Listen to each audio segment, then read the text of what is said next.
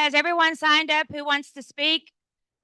Has everyone signed up if you want to speak? Everybody signed up? You're good? Okay.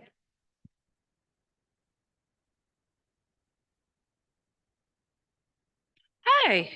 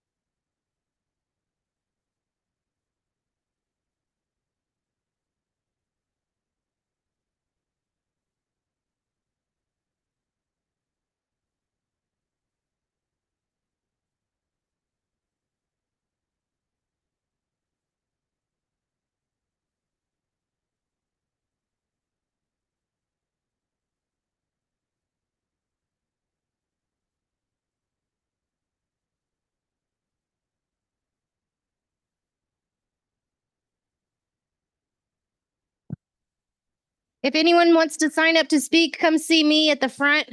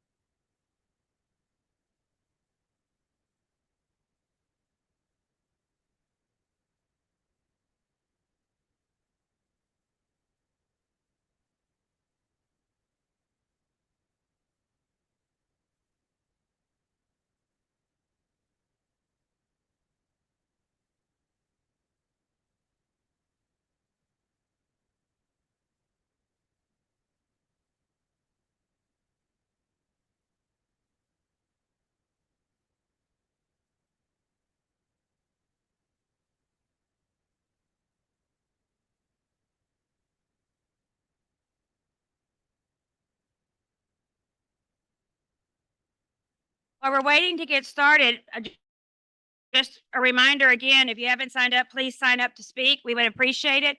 And I wanted to announce, y'all are all here, is that the Workforce Training Center is graduating a CDL class tomorrow at noon.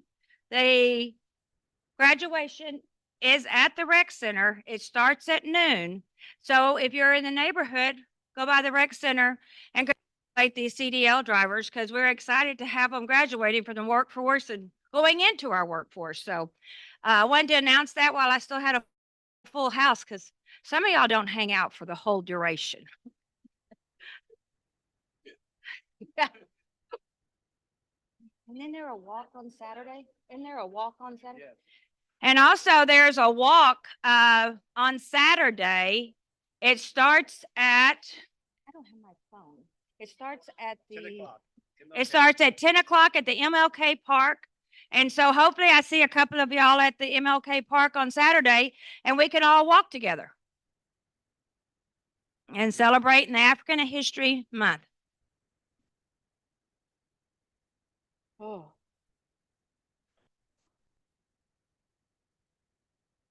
Okay, I'm gonna remind everybody while everybody out in Facebook land, social media land cannot hear what's going on behind here. So we would appreciate if you didn't speak while we're speaking up here and keep it a calm and collected agenda as we go forward. And if you want to speak, you're welcome to sign up and we'll be glad to hear what you have to say, okay?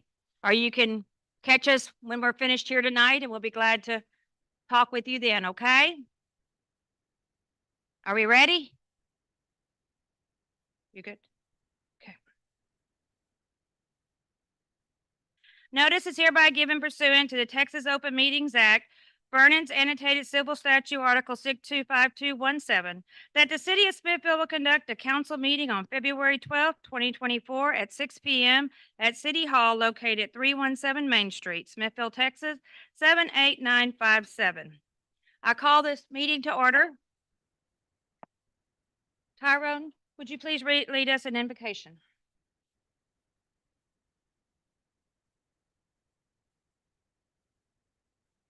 Let's pray. Father, I want to thank you for this opportunity for us to gather here today. Thank you for dedication of those who are on this council. Father, I ask you to grant each of us the wisdom to make decisions and trust in honesty. Allow us to be quick to hear and slow to speak as we walk through this current issue in our community. Keep each one of us as we leave this place and bless all those of our community. We ask all these things in Jesus' name. Amen.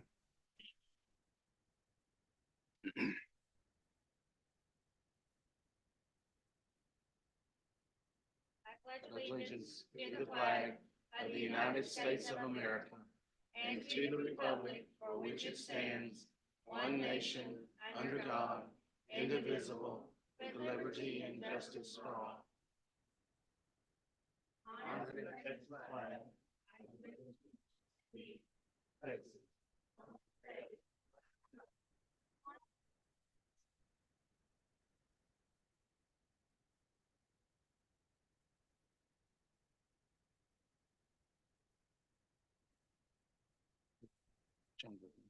Because that's the crazy. We will go into proclamations and awards and announcements. Tyrone, will you please read the proclamation for the African American History Month? Whereas the citizens of our community have long been aware of historic achievements and contribution of individuals, and whereas the linkage of these contributions to education and recognizing, and whereas without strong, free, great nation, these contributions would have not been possible. And whereas we recognize and appreciate the cultural, language, lifestyle, diversity, corresponding aesthetic values of all Americans, including African Americans. And whereas all these contributions have made our city, state, and nation a great society it has become. Therefore, I, Sharon Forrester, serving as mayor of the city of Smithfield, do hereby proclaim February as African American History Month. Thank you. Next, proclamation of appreciation for MLK Junior Walk Homecoming Committee. Whereas the Bastrop County MLK Junior Holiday Commission was established in 1988 to revere, promote, and celebrate the legacy, actions, and memory of our great American leader, Dr. Martin Luther King Jr. And whereas the 2024 MLK Tribute, which was to take place in Smithfield, Texas on January 15, was primarily organized by members of the Smithfield Homecoming Organization, including Pamela Noel, Willie Culberson, Ada Yvette Alexander, Monique Lewis, Eddie Denman, and Bill Gordon, with assistance from members of the MLK Junior Holiday Commission from around the county.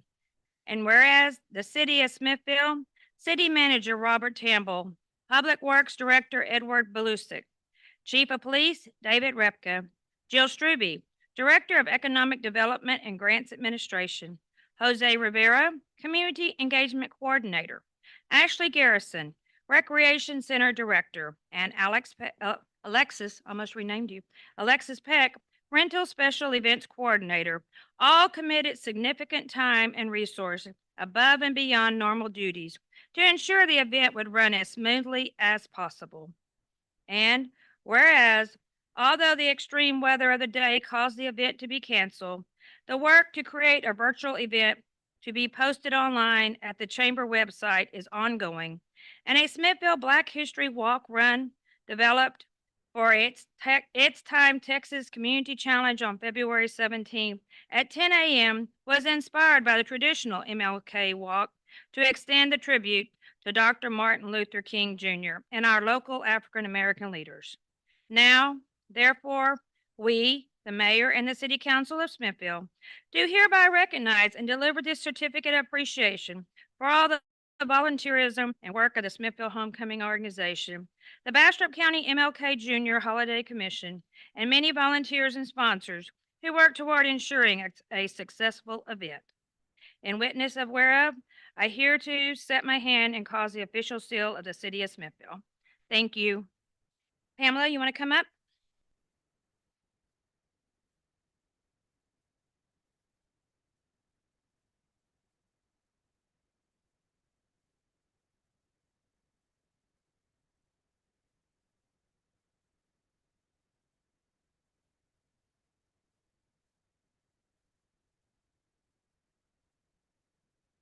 That you have actually given us. I'm going to try to make this really short because you're correct. We all made this work really, really hard, really hard. And it was very disappointing when the ice came in. Nevertheless, today I would like to acknowledge those people who were a part of the team, but also to acknowledge those people after 35 years of establishing the Bastrop County Holiday Commission.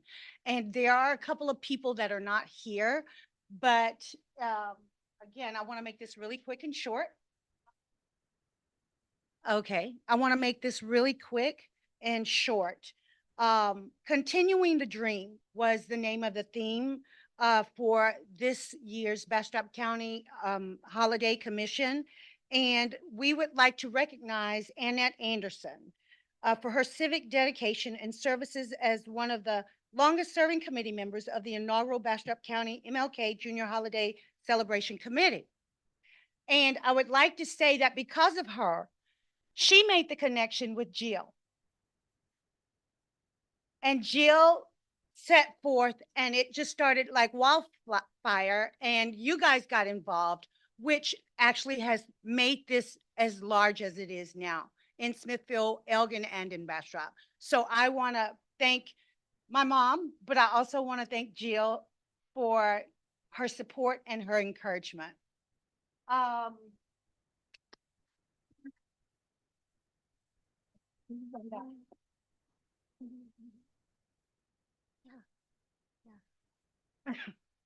She wants to hug Jill.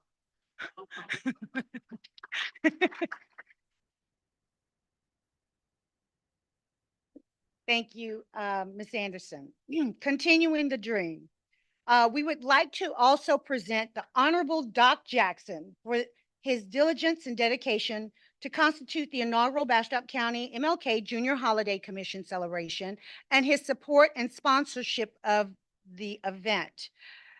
Doc is one of the original founders. He and a couple of, sorry. He and Miss Wright, as we all know, she has deceased, she's passed on, but and another individual out of Elgin, they had this thought, they had this dream, and they came together and collaborated around the county to say, you know what, we want to make a stance as well. We want to get our county together and walk and represent and say that, you know, we're here. So Doc, this is presented to you on behalf of the Bastrop County Holiday Commission, continuing the dream. I know that it was a disappointment for us all that we weren't able to walk or even have that program, but you know what? It's going online and we know it's in your heart. So thank you for everything and standing tall and everything, trying to continue the dream. Thank you. It's Gladys Ward, who's a Hilton in the Oregon. Is that other person? Yeah. Thank you. And I have one for Clinton Wright. These, by the way, will be posted up in the Smithfield Rec Center. I know some people may want to take them home, but these will be left there for people to see as a remembrance of the effort and the hard work.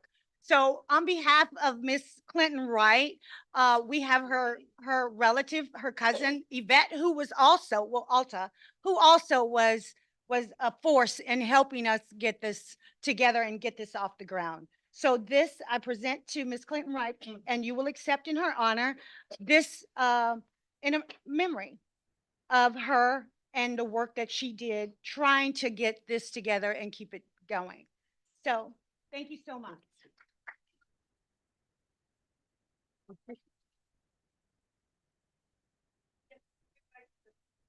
Yeah.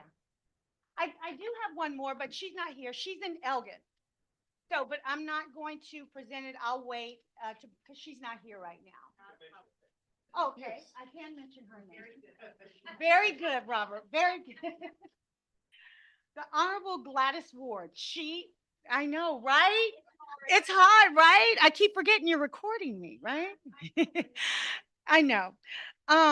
This is for the Honorable Gladys Ward. She is the representative out of Elgin, Texas, and she was unable to be here today, but this is an award as well for her to show her dedication, her tenacity, and her support in helping Doc and Miss Wright collaborate to get this off the ground. So we thank her. We'll accept this and, you know, for her, even though she's not here. But all of these guys, they've done a tremendous job, and we're just going to continue to walk in their footsteps. Thank you. Okay.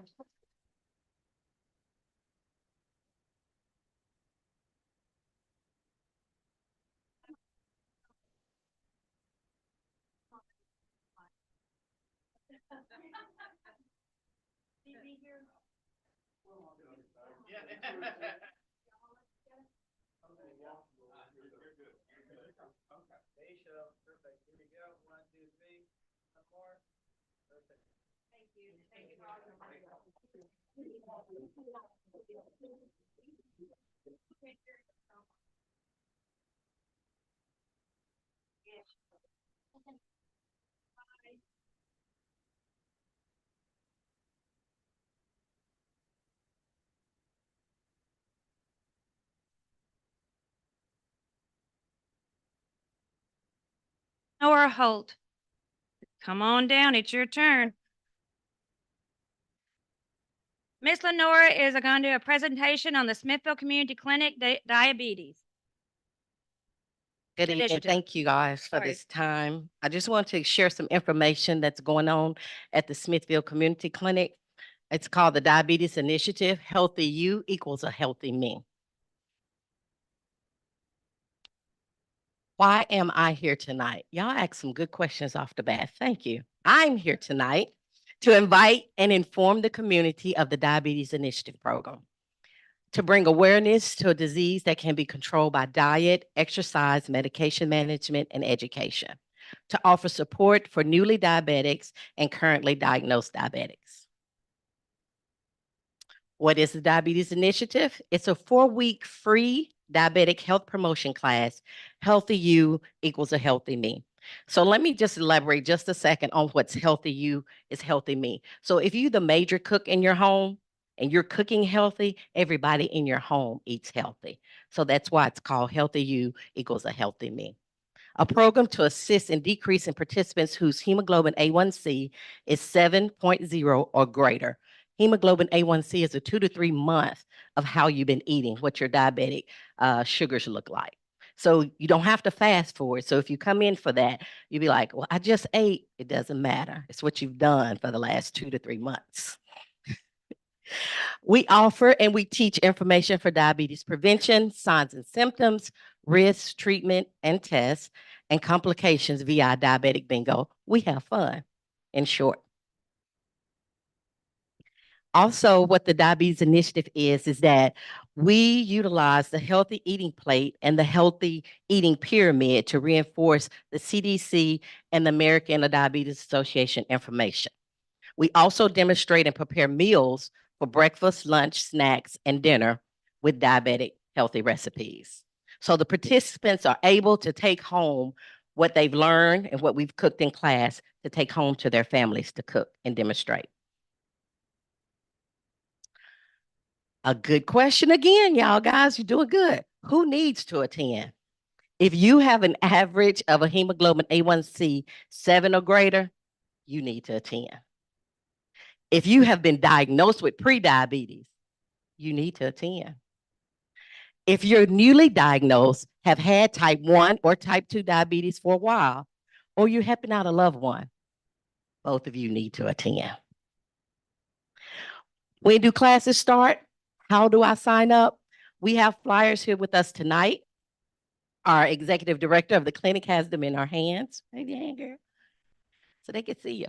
So it starts March 6th every Wednesday. And this is the first class. We'll have 4 classes, and it's from 1 p.m. to 3 p.m. And you have to call the clinic in order to be in the class because we have a budget. So don't just show up like you do at your mama house. Please call the clinic so that we can put you on the list. Thank you for your time. Any Would you questions? come up here and introduce yourself? So, would you come up here and introduce yourself with the community clinic? Thank you.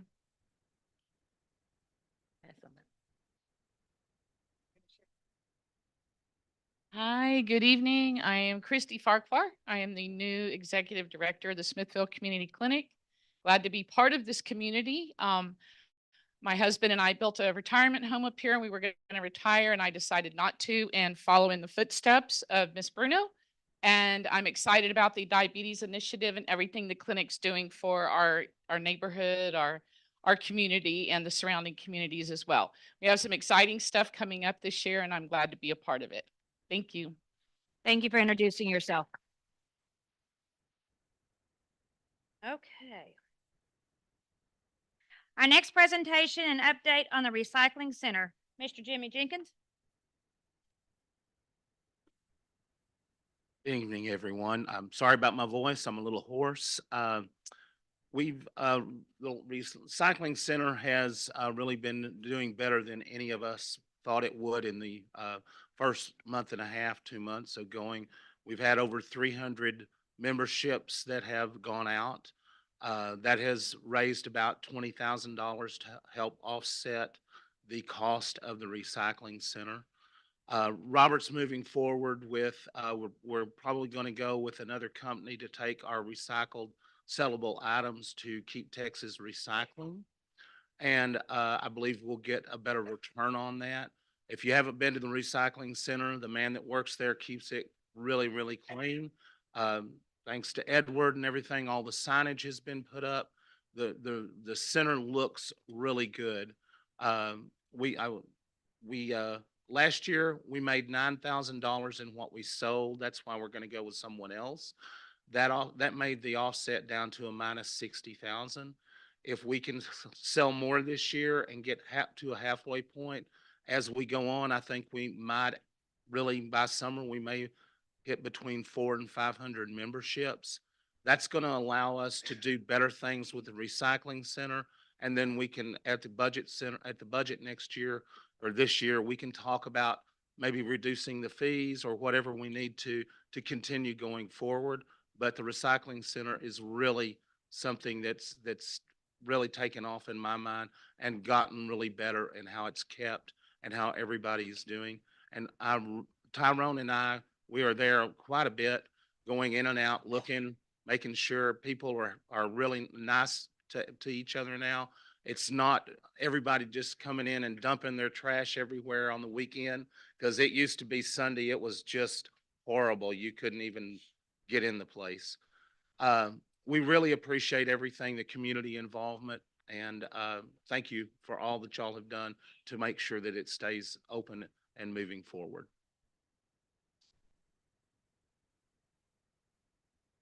Great job, both of you, for taking this initiative and keeping us recycling.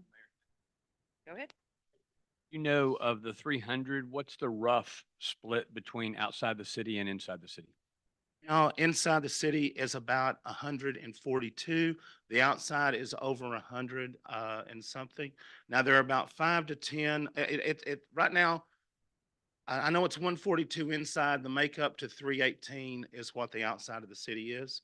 Now, you do have to understand there are about 5 that are nonprofits that have gone out. There's no pay to the nonprofits that are local. We do not charge them. They can come and use the recycling center, the food bank, churches, things like that. They can get a certificate and do whatever they need to do.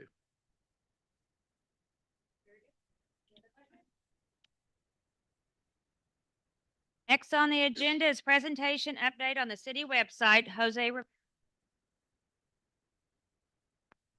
Good evening, y'all. I'm Jose Rivera Marrero, the new community engagement coordinator. If you've never seen me before, my office is right here next to the bathrooms if you ever need it. Okay. So they're close to each other, you know. So here's the new website that we're working on. We're on the last phases of the development phase. We're basically trying to get the user experience correct, try to make all the links to work correctly, and just in the last parts of the development to make sure that everything's working correctly. The website, it's expected to launch on March 1st, 2024. Right now, if you scroll a little bit down, you'll see it has very similar features to the website that you're familiar with.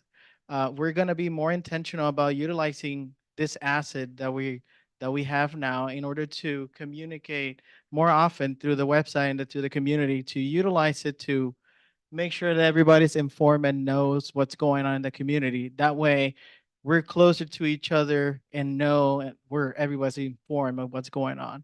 You can go a little bit down. If you see here where it says latest news, that's one of the places that we're gonna utilize to communicate what's going on, news, or any kind of events that might be happening in the community. And you can go down. Also, you'll notice on the calendar area, you'll see all the dates and activities going on, which it's not only good for the community, but it's also the way that we have the website set up. It helps a lot for, it's basically a presentation phase for businesses to come down, people to see what's going on in Smithville and why it's a good place to come and have business down here and also to visit. One of my works that I'm trying to focus in and try to showcase all the business that we have and the communities initiatives that are going on that most people don't know. So I'm working on that, and we're gonna start posting all that more frequently so everybody knows. And whenever we're trying to reach out or somebody's coming here to get business, they know what we're doing. They know the quality of work we're doing here in Smithville. If you go down, the last thing I would like to cover is the council message board that's already up and running. And once the lunch site is good to go, the council will be able to utilize it. Any questions? Thank you. Councilman, I want to give and citizens, we did a survey to get stakeholder feedback and input. 300 people were sent a link to the survey. 56 responded, and the results of that survey and a lot of hours by my staff and input from council has resulted in what you're seeing on the screen. This will go live on March 1st, Friday, March 1st. So thank you all.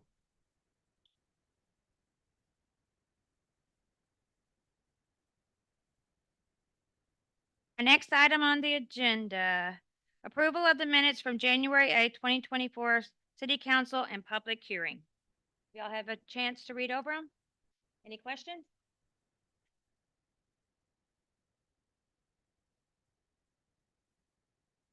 Entertain a motion. I make a motion that we approve the minutes as they are for the January 8th city council meeting. Motion been made and second. All in favor? 1, 2. It is approved. Next item is public comment. The city secretary, how many people have signed up to speak?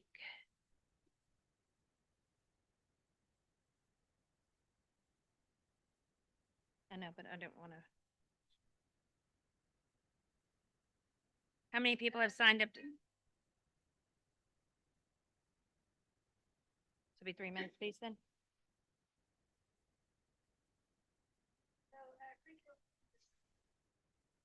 Okay, so we have 3 people signed up to speak. 3. We have 3 people signed up to speak. The first one to speak is Chris Wilkie. Mr. Wilkie. There you are. Come on down. Thank you for giving us the opportunity to speak. The topic I'm going to touch on very briefly is the camera issue. It's not on the agenda. I was at the presentation and I found it very interesting. Number one, we don't know how many cameras we currently have. Number two, I was concerned about the number of cameras, 110, 112, whatever the number was off the top of my head. I've tried to figure out where we would have 112 cameras. I'm in the rec center a lot. I'm here a lot. And I just can't come up with, some of the members and I have talked about it and they have given me some real insights, but I just want to plant acorns. Where do we really need them as opposed to where do we feel good that we need them? Okay. My other question is, I may have missed it in the presentation.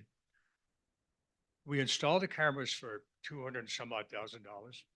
3 months later, who maintains them? Do we have the technical expertise in this city today to maintain those cameras at a level that they need to be maintained? From memory, in the presentation, I understand that our current technology, our servers are somewhere in a rec center in a huge disarray, okay? Don't know where they are, don't know what anything is. So who's maintaining that? Okay, which tells me someone hadn't been paying attention. No disrespect to anybody.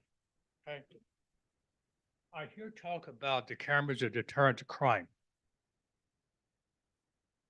If you walked around this building and you went to the rec center, I may have missed the signs, but I don't see any signs that say, attention, you're on camera. Okay.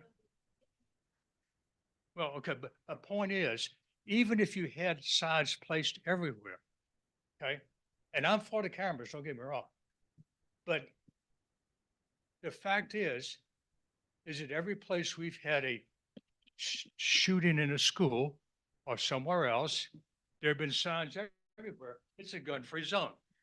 So the truly motivated criminal is not going to stop because we say, hey, you're on camera. If they're truly motivated, they're going to do it anyway. So we're going to find them after the fact, and that's cool, okay? That's just my concern. So let's be sure that before we write that big check, that we're doing what's reasonable and sensible for this community and not just what is a feel good. Okay, those are my thoughts. Thank you for your time. Thank you.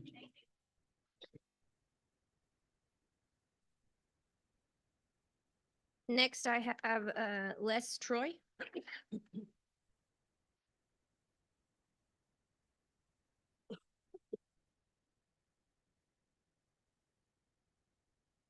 Mayor, manager, council, and citizens of Smithville. My name is Les Troy. I live at 300 4th Avenue, Smithville. I assume you have read the letter by Brittany Alvera requesting that the decision to acquire the surveillance camera system be delayed. I agree with her reservations and suggestions for further study. My focus on the idea is from a different perspective. I look for definitive data on how effective the cameras are for safety and security. As far as I can see, they're benefit is marginal, and at best, they may even be a detriment because, as with many electronic devices, they tend to separate and isolate us rather than bringing us together. Our cities have cameras watching every street corner, store, and place of business. Crime keeps increasing. We get to see it on YouTube, but it doesn't reduce crime. Their usefulness in apprehending and prosecuting criminals is ineffective. The kinds of images captured are rarely conclusive enough to be useful as evidence in court. What reduces crime is a competent police force supported by the active involvement of citizens of a community. No matter how good our police force is, it is difficult for them to do the job if they don't have our active support. We had far less crime when the citizens of a community knew that if they weren't vigilant about what was going on in their neighborhoods, trouble would come. Marvelous as the electronics revolution is, it also brings problems. It doesn't bring us together, it separates and isolates us. We all know that from the evidence around us. Our children don't go out and play. They sit at their computers and phones texting. We sit in restaurants and other public places doing the same thing and ignoring each other. I see the same problem with surveillance cameras. We rely on them instead of watching our streets and knowing our neighbors well enough to offer a helping hand when it is needed. Cameras take videos of crimes being committed so we can see it on YouTube. You can go to YouTube and watch helpless people being robbed and beaten. That is our future if we think electronics will make us safe. There is another issue that is important to me, and I suspect to many others in our community. We have a right to our privacy. I don't want my every movement recorded on cameras to be used for who knows what purpose. There is a saying that those in favor of surveillance have always used. If you have done nothing wrong, you have nothing to fear. That idea has been used by every repressive regime of the 20th century and probably a lot earlier. Well, we do have something to fear. If we give up our privacy for the illusion of safety, we are giving up a traditional right that is an integral part of who we are as Americans and especially as Texans. When I came to the first Smithville meeting and learned of the decision to buy an expensive software package for our cemeteries, I suspected that there are a lot of big city grifters. Can I have a couple minutes? One more minute? Okay. A lot of big city grifters going around to small towns selling things they don't need. When I watched the presentation by the surveillance camera salesman, I was convinced of it. Mayor, manager, and members of the council, don't fall for it this time. If you must spend our hard-earned taxes, please spend it on programs that will bring our community together and not on expensive electronics that will isolate us. Thank you. Now I have Monica Poss.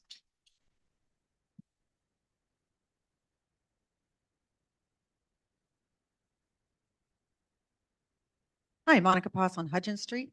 I did not come to talk about surveillance cameras, but I am going to echo what they said, and holy moly, $200,000. I can think of a whole lot more things this town needs than a bunch of eyeballs.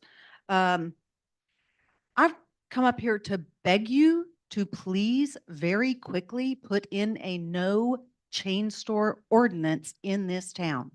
Not necessarily across the entire town, but maybe Gasly to Short Street, Gasly to Marburger, pick a section of the older part of our community and put together an ordinance that does not allow formula stores or chain stores like the Gap or Starbucks. I mean, those are big ones, but those from coming in our town, because I believe we as citizens value our small town and historic feel. We do not want to turn into one of these towns where there's a Gap and a Starbucks and a Kentucky Fried Chicken right downtown, or maybe even 2 blocks from town. We need to protect the things we say are important to us, the things we value.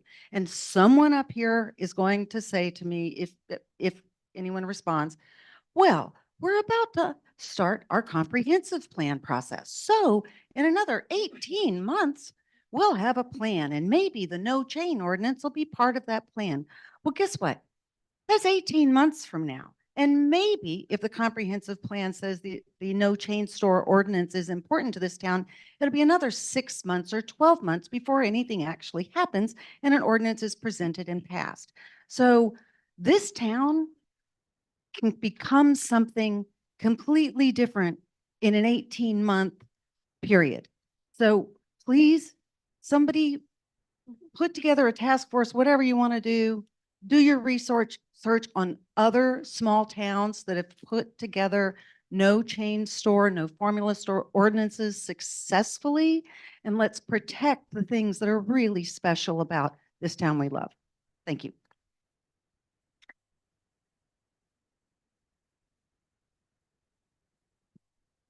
So that is all I have signed up for the public comment.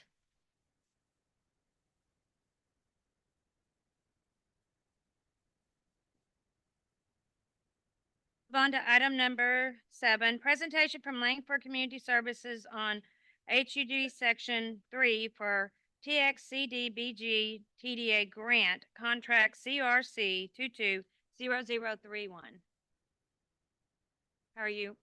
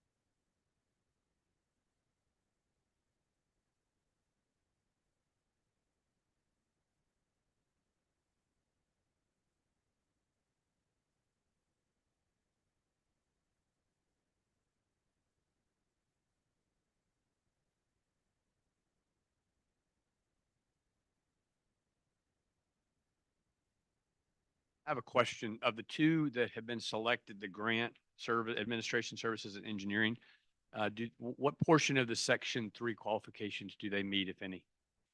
Neither? Okay.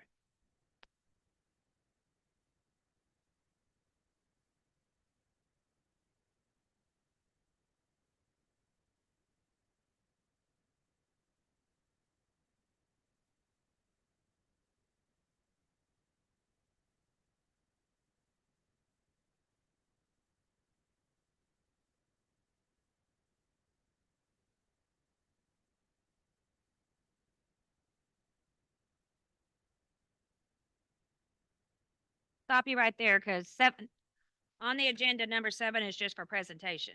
Okay, so you got to hold your thought, and then we're going to go on to item number 8, which is that stay right there. Discussion and action on resolution authorizing the mayor to submit a contract amendment request for the Texas Community Development Block Grant TXCD BG Program Rural Economic Development Contract between the City of Smithfield and the Texas Department of Agriculture, contract number CRC 220031.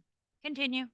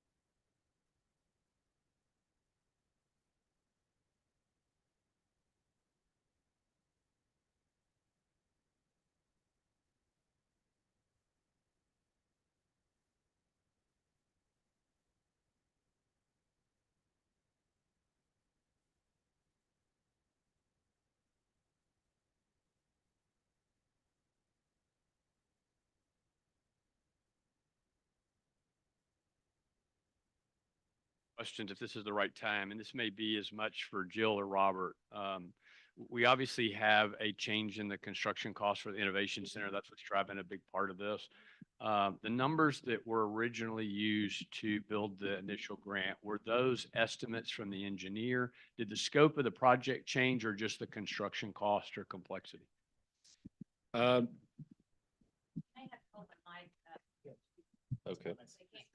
Nobody can hear me. I apologize. That's the first time for me. The original construction contract changed, to my understanding, one based on there's been a 10 to 25% uptake in construction costs across the board for all projects. Upon talking to the architect, and Robert, if you want to step in at any moment, because I know you've been working extensively with Brad Cutright and Joanna Priota, the architect's design on this, was that the funding was to try to maximize what y'all can get out of your building. So we had to come together as a team to try to come up with the best possible way to get you the best possible building and to get that built under the current TDA guidelines of how we can and what we can use the money for. So this was the projected budget based on a couple months of meetings, work, designs with the architect and the engineering firms to determine that this is probably the best path forward, but y'all are going to obviously make that decision. Yeah, I think the initial application was 2021. So yeah, things have gotten a little more expensive since then. And that definitely had an impact on what we could and couldn't do at the show barn.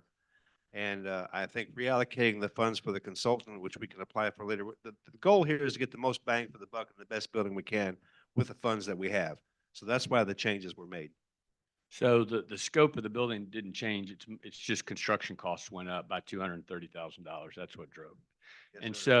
so, and having, being in this business a little bit, it's not uncommon to have 2 or 3 or 4 or 5 budget revisions. So how confident are we that this number is the final number? Do we have cost takeoffs in quantities? Do we have hard bids from people, or is this just another projection based on what we think the current costs are? So this is our current projection based. The way that the bidding will work is that around the April-May timeframe, we will advertise for bids for construction. And we project based on the engineering estimates that we will receive a good bid based on our cost estimates.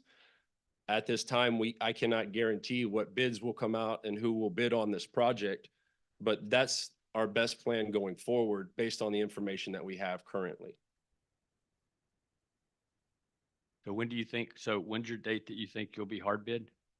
That will be up to the architect and the engineer when he provides me the 90% drawings, and then I can come to y'all and request to go to advertisement for the construction.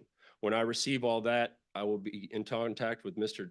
Tamil, and y'all will be the first to know, and we will go to advertisement. Is it like summer, you think? May, June?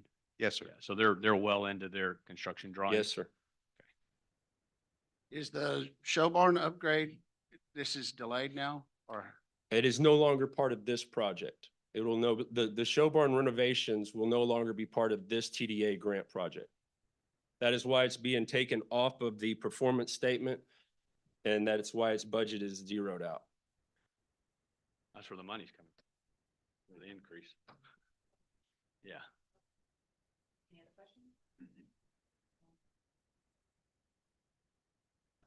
I will make one comment before the motion, and that is what happens procedurally if we get, if we get 60 days or 45 days down the road and the costs are not 890 anymore, they're 950. What we've done with the bid, we've developed a bid alternate. Right now, the initial plan was for a 4,000 square foot facility. We've modified that, went back to the drawing board to do a 3,300 square foot facility with the add alternate to add the additional section. We've experienced in the last couple of bid rounds that some of our contractors are coming back lower than expected. So we hope that the add alternate will be included based upon the market, the construction market. And then procedurally for the Texas Department of Agriculture, if we do not get a bid that y'all find satisfactory, we will go rebid again. And that would be something that we could, again, try to do bid alternatives to try to get a better idea once we get bids back from our initial advertisement. Are these contract dates, I'm sorry, Janice, are these contract dates that show a 12-month increase to the grant period ending and the final payment and closeout? Are those dates right? Are we pushing those back one full year? Yes. Because I look at the yellow, Jill, the 4 yellow categories, one's plus 2 months, one's plus 5, and the other 2 are plus 12. Okay, so what happened was it was an administrative error. Oh, okay. And so that's this the is one that was the correcting, error. correct, Okay. yes, All yeah. right, that explains. Sure. Thank you.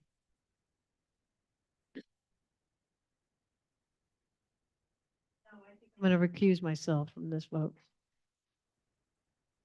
You looking for a second? Oh, I thought he moved. I'm sorry.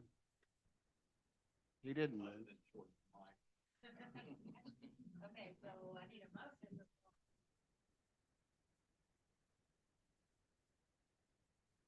I make a motion that we approve the contract, the CRC 22-0031. The resolution authorizing the mayor to submit a contract amendment request for the Texas Community Department Development Block Grant Program Rural Economic Development Contract between the City of Smithville and the Texas Department of Agriculture. The contract number already stated. I'll second that motion. Made and second, all in favor? 1, 2. And Councilmember Janice has abstained. Thank you. So the motion is approved. Thank you for your time. Thank you. You.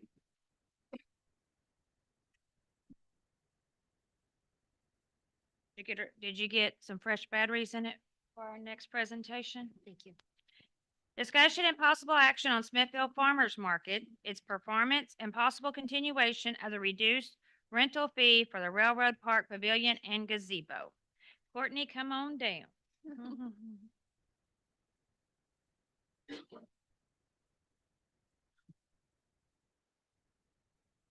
You ready? Oh, are you? Oh. Yeah, this isn't the starting. Can we start with the presentation?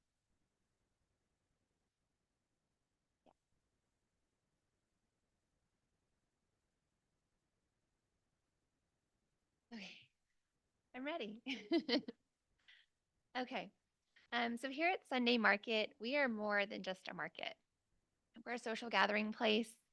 We're a place where people can connect with neighbors, friends, family. We're a place where we offer community activities for children and for adults alike. We offer education and services surrounding food and agriculture. We have partnered with local organizations who have common goals. We provide live music each week. We nurture small businesses, farmers, and producers. We aim to elevate. Sorry, this is all from right here. It goes in my. We aim to elevate the visibility and prestige of Smithville, as well as we serve the underprivileged with market initiatives and programs. So here at Sunday Market, we are all about our community, about connection, and about working together for the common good. And we couldn't do it without your support and the continued support of our community. Next slide. Here's a few photographs of from Market. So we've got Mr. J. Johnson with our barbecue. We've got a nice spread of local produce. And we've got one of our coffee vendors with the gazebo in the back. Just wanted to showcase some of that. So what have we been up to the last 7 months that we've been open? Market opened on, go back. So Market opened on June 25th of this last year. We started out with 8 vendors, and we have now grown to over anywhere from 15 to 20 plus per week, and well over 30 that can vend at any time throughout the year.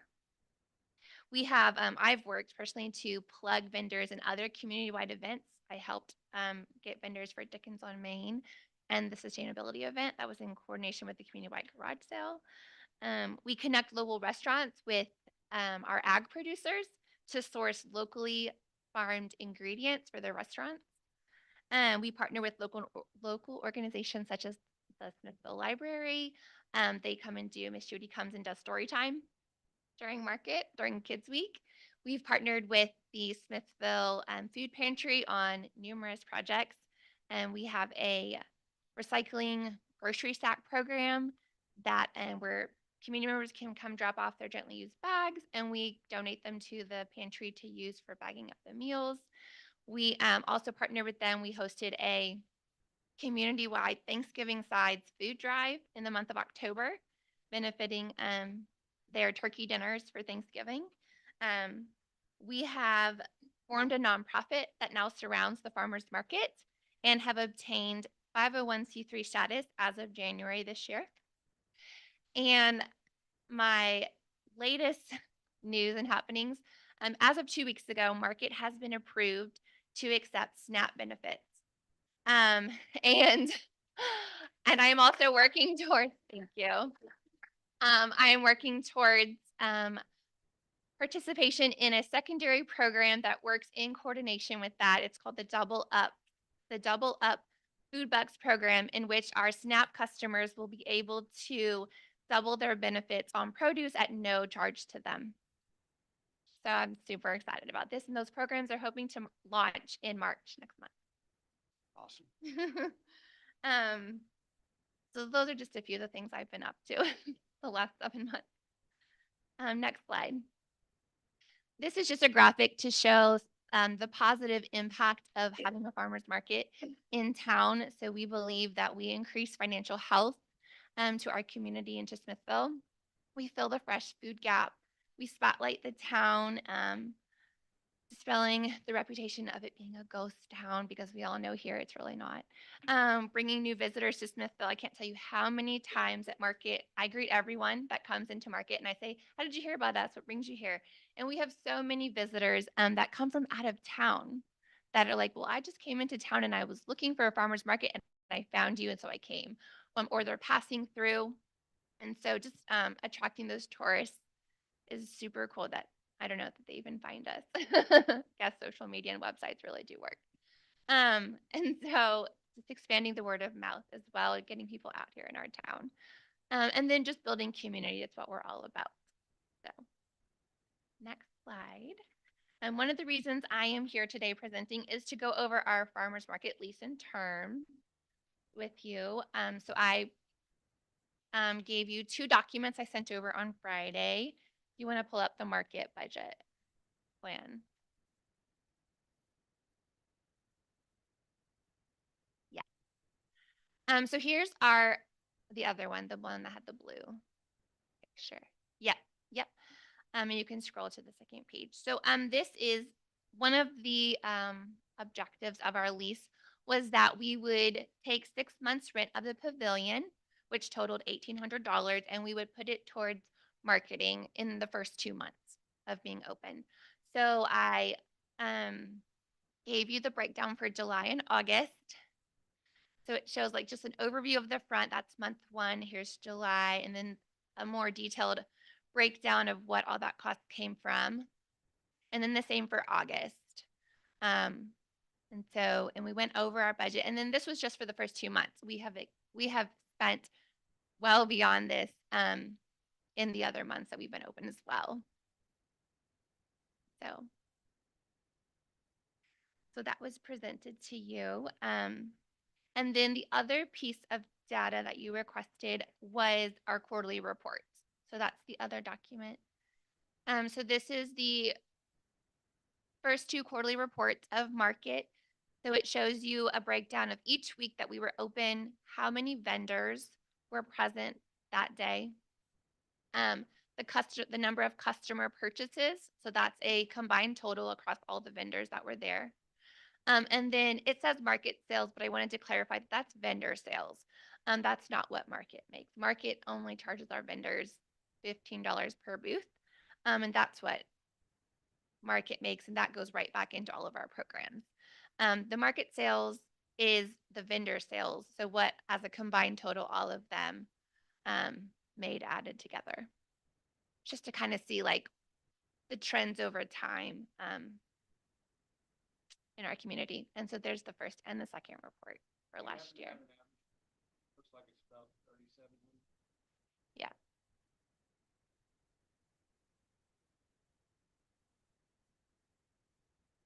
Yep.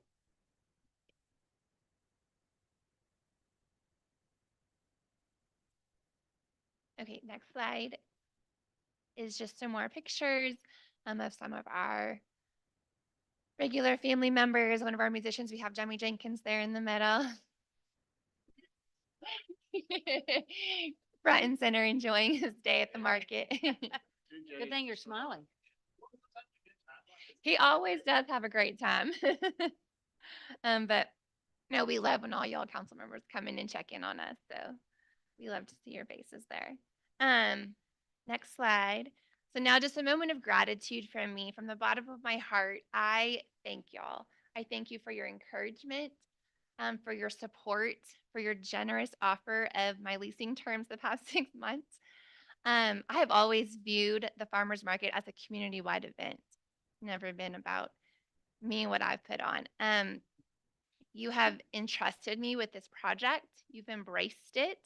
And through that support, you have shown how deeply you care about the community and the cultural richness of Smithville. I think it shows how you value local commerce and economic vitality. And I think it also shows just how committed you are to environmental stewardship, to healthy habits, and to equitable access to food for all.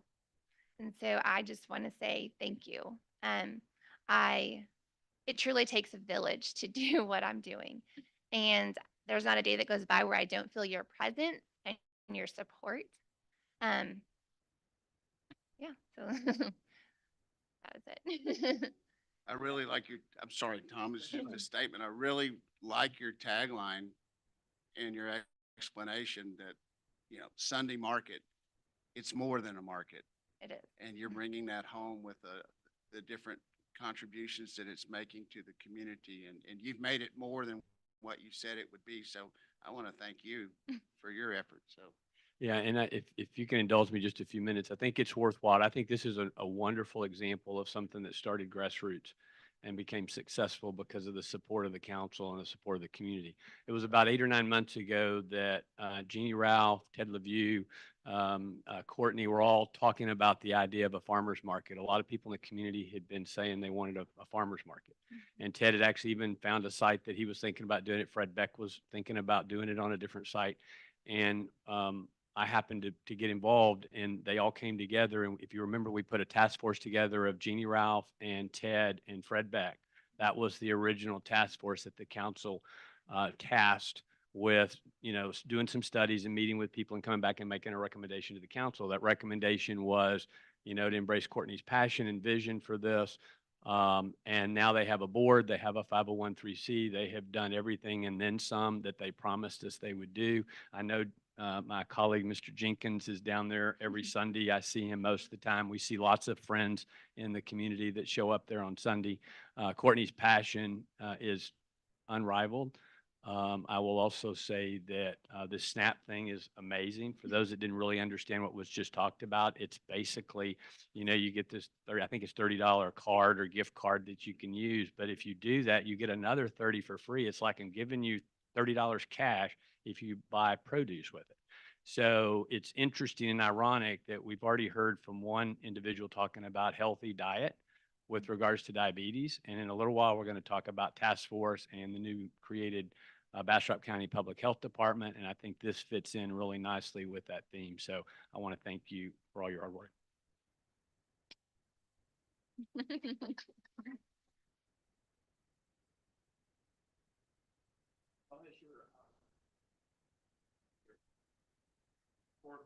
Of vendors, has that expanded? Do you have more and more?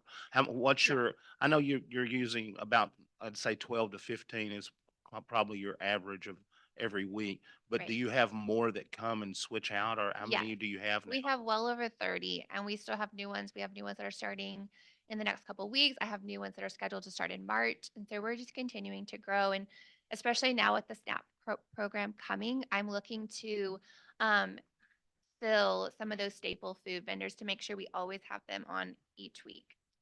Okay, that's great. And I do appreciate, you need to get Sand Holler Farm back out there though, okay? I will. Any more I questions? just want to say thank you, Courtney. I've been a few times, and actually you can special order bread, which was amazing. You have one of your vendors. I said, "Do y'all do cardamom bread?" No, but we're going to try that. I mean, they were very, and they did, and they Yeah. had it the next week, and I was like, "Oh, this is lovely." They're really So, creative yeah, you've got some group of great people. vendors down there. We really appreciate what you're doing. Thank you.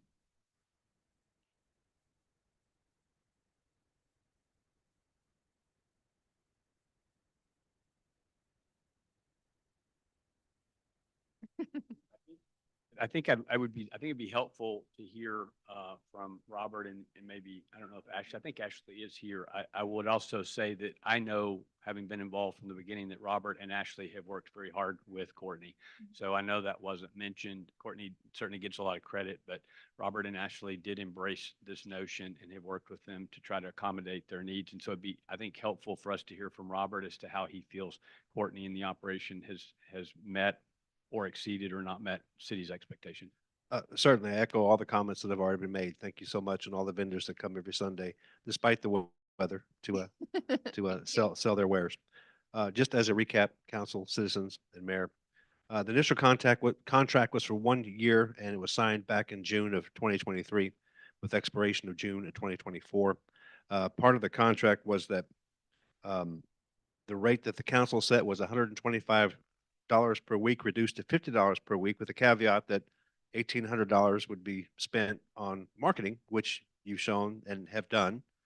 And so the action tonight would be to continue to offer additional discounts. That's what the actual action item is on the agenda. That's what has to be discussed next. Mayor, I'd like to move that we extend the current reductions in rent through the remainder of the contract. Been made and seconded. All in favor? Oh, All right, so what we're doing here is just extending the contract just to, until summer, and then we will revisit the contract again? Yeah. Well, haven't we already done that? I mean, it's already set to go that far as it is. Well, we were at 6 months. Was it 6 months? Okay, okay. Until June. Okay, and then. Right, Yes, sir. Correct. till the end of June. Okay, all in favor? 1, 2. I'll go ahead with that. Okay. Motion is approved to do that. Thank you. And then you're on the next part too. Well, Ashley is actually. No, I'm sorry, it's Ashley. I'm sorry. Okay, discussion and action on establishing an hourly rate for the use of the rec center, commercial kitchen by farmers market vendors. Okay, Ashley, it's your turn. Presentation's a very big word, for what I've got. Just took some, of the, kitchens that were over for, vendor rents. Like Courtney said, there's not a lot in, the Bastrop County area, so a lot of them are gonna be from Austin. I think one's in Round Rock. And then of course the one in Elgin, the cottage to brick. Please try to get into the mic. Thank you. That was. And so it seems like most of them did have the rate of anywhere between $20 to $30 an hour. Some of them, of course, you can see had different, minimum, times that they, required, with some of those fees. And I don't know if y'all have any questions other than what's up there. Other than, we just felt that probably like $25 an hour rate for the rec center, would be good with a 2-hour minimum for the vendors. And then we had some time blocks as far as, when they could use the kitchen that's not already used with CCA or John or something like that. Any questions? Go ahead. Did you pick that number based on just trying to meet the averages of comparable towns? Because y'all's list are similar in some ways and then different in others. She's got a couple, one at 15 and one at 13. Is there are we looking for a break-even number here, or are we just looking to try and match? I think it's more of a match. So like, for example, the one at, 13, I did speak to, Haley from Elgin. She definitely does not recommend $13 an hour. She definitely recommended more of a $20 an hour rate. And so I think it just kind of goes in keeping with most, even like I said, into the Austin area. And so I just, But would the 13 or the 15 put you at, now you're losing money? Or is it any dollar that comes in is additional I think revenue any, because it was yeah. not being utilized? Right, because yeah, anyway? there's no good that they're using up. I mean, they're just gonna be in a kitchen. So, I mean, other than maybe the little bit of electricity that they might be using, but the building's gonna be open anyways during these times, so it's not gonna really add anything. So if we I covered wouldn't it think- at, say, 15, then we're still bringing in additional revenue? Yeah, I mean, I guess really at the end of the day, I have a question. When you looked at all the different kitchens and everything, did they have same amount of ovens, same amount of cooking space, same amount of things? Or were the ones that were cheaper, were they smaller? let me see what Elgin said. I mean, obviously the ones in Austin, I mean, you can see the one is like 11,000 square feet. Yeah, that's So gonna be a that's, huge one. yeah, significantly. Let me see, hang on. I might have just spoken verbally with that. Most of them had a lot more equipment than we did. Because some of them are designed for that. Right. For example, like I said, the cottage to brick, I think she only had kind of like one of each. So whenever a vendor were to rent, they had to check off what they were going to be using. So she knew, okay, if they're using the oven, I can't have another, baker coming in. I can have someone that's jarring their honey come in. And so, but like I said, definitely the ones in Austin had significant more space. And so, we were not really even comparable to some of their stuff. It was just more to show that most of them, went into that $20 an hour, but they just had a higher minimum that they expected from people. Does the market now being a 501c3 have an impact on the comparison to the other rates The nonprofit rate for the kitchen right now is 25 an hour. for others or for ours? For ours. Yeah, that's what we have set right now. Yeah, I think maybe the question is, or maybe should be also, do the comps that you looked at, do they make any special provisions for 501(c)(3)? Is that their rate regardless of who the user is? Yeah, I didn't see anyone that specified that, other than they just assumed everyone that's a vendor is selling their product. So yeah, that one wasn't really specified. The other thing, well, and like it's not really nonprofit specific, but, like, for example, the Cottage to Brick, her $13 an hour one, that's only a 6-month max that she allows people. And she said that is specifically strictly for people that are starting out. And then after their 6 months, they either have to go to a higher rate or she assumed that they have found, a more permanent home for their business.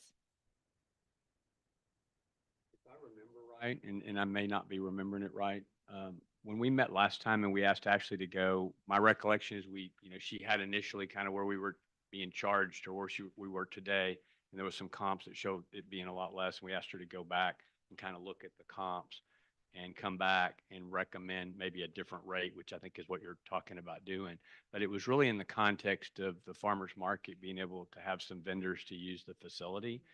Have you had any conversations with them about the new rate and how do you feel? Is that something that would, because I think the reason we were looking at doing it is get better utilization of the facility. To Mitch's point or Councilmember Jamerson's point about utilization, that's usually a factor in pricing. If you've got a whole bunch of excess capacity, you tend to lower the price of something in order to encourage people to use it. And sometimes you can make exceptions perhaps for nonprofits. Is this what you're proposing for a possible action item? Is that be the rate that you charge for everyone or just for the farmer's market? Probably everyone, because I will agree that the $75 an hour is not probably appropriate. It was up there. Yeah. However, I mean, the farmer's market is a nonprofit, not the vendor. So that is kind of just to take into consideration that, I mean, the $15 is like, unless they can provide that they're then turning around and donating their money, something else. But most of them are usually just, using it for their own.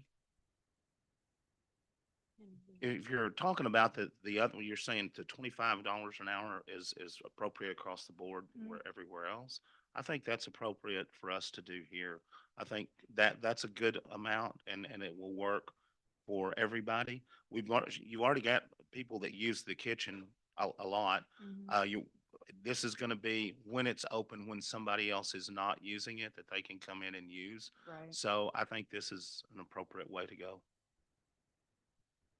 Y'all have had conversations, I think, the two other users right now are Meals on Wheels. Is Jenny here?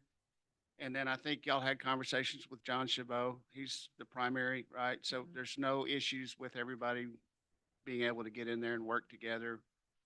Did they see? Well, and that's why I have the times the way I do for opening up for vendors. It would have to be after 12. And then it would be whenever it's not so much whenever John would need it, but then I would just get him a list of, we would just have to work together on that. I'm going to start it at taking 2 vendors at a time or 2 people at a time. So we don't get overwhelmed, because I don't want to promise space and then be like, oh, we can take 4 people. And then that's way too much. So I was going to start with 2 at a time. So roughly, hypothetically, it might be John and someone else. And then kind of see how that space works.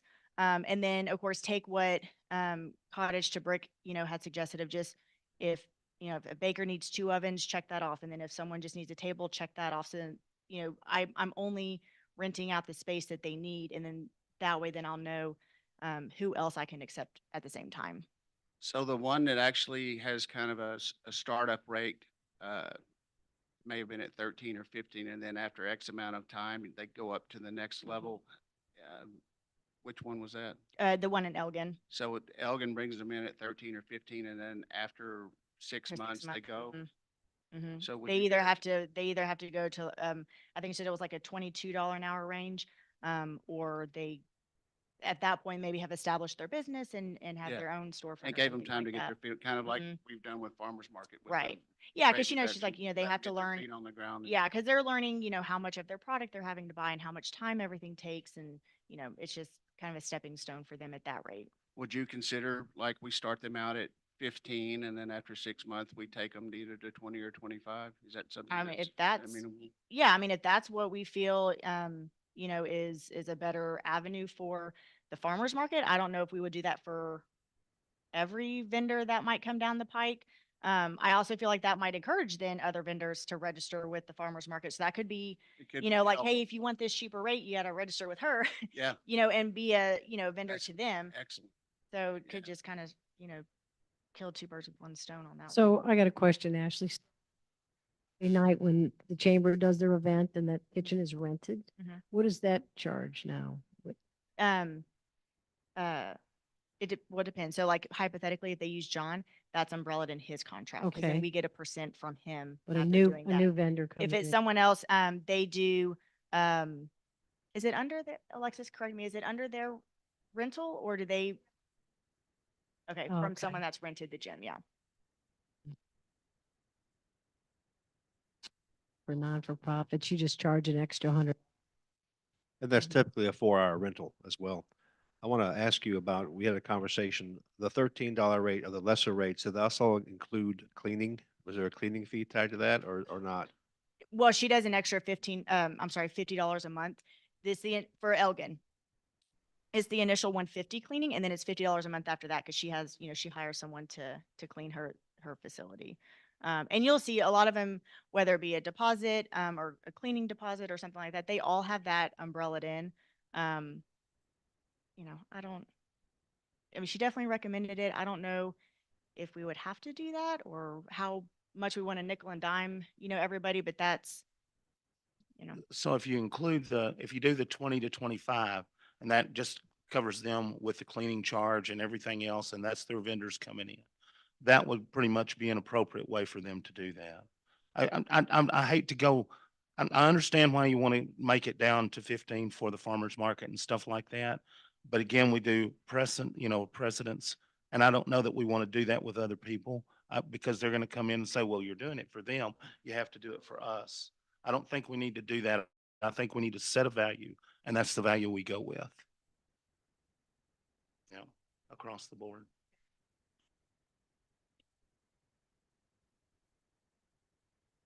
So it would be 25 an hour, but then there's a cleaning fee, right? Do- Oh, and no cleaning fee. Okay, right now I have it at 2 hours, just, 2 hours, okay. and really that's just a formality because no one's going to do anything in an hour. So that's basically, Councilmember Jenkins, that's kind of your proposed, not formal motion, but $25 an hour includes the cleaning fees. It's an all-in deal. And there's a 2-hour minimum. So you'd have to pay $50 minimum. I mean, they would clean up behind themselves, Yeah, but yeah, and I think within reason, we would know that there's going to be general wear and tear, but I think, if they were to just leave, something that's destroyed, that would be we would get to them separately. And another thing I think you have to, consider in this is not a new kitchen. It's been around for quite some time. Our ovens and everything else are older. They can break down. We're not figuring in wear and tear on equipment and everything else. That's part of the building, what they get with money, but I still want to make it fair for everybody. Well, I like what you're talking about is including the cleaning fee there. Courtney, would you mind coming up and let me ask your opinion of how that affects you and or your vendors? I know you're doing this as an extension to help your people. It's not you. Yeah, I just wanted to put out there that I didn't necessarily understand why the rate was so high, and that many of my vendors had originally reached out saying, I want a commercial kitchen, but that's too much. Like what else? They come to me looking for recommendations. So, in the past I've had to recommend them out of Smithville and then when I started asking them, well, how much are you paying at these other places, and realized the gap, but I mean, I think anything lower than the 75 is gonna be good. Especially if it includes, like that includes the cleaning fee. So 25 with the cleaning included, that's That's reasonable, yeah, for a small business. I mean, I absolutely think so. I think, and that gives them the choice to decide, like, is that good enough for my business, Well, or do let's- I need to travel out? Like, I mean, yeah. And back to that, Ashley, if we did 15 and they've got a cleaning fee on top, which is it's a larger proposition. So the 25 with cleaning fee included is actually the better deal. Net, yeah. right? Okay.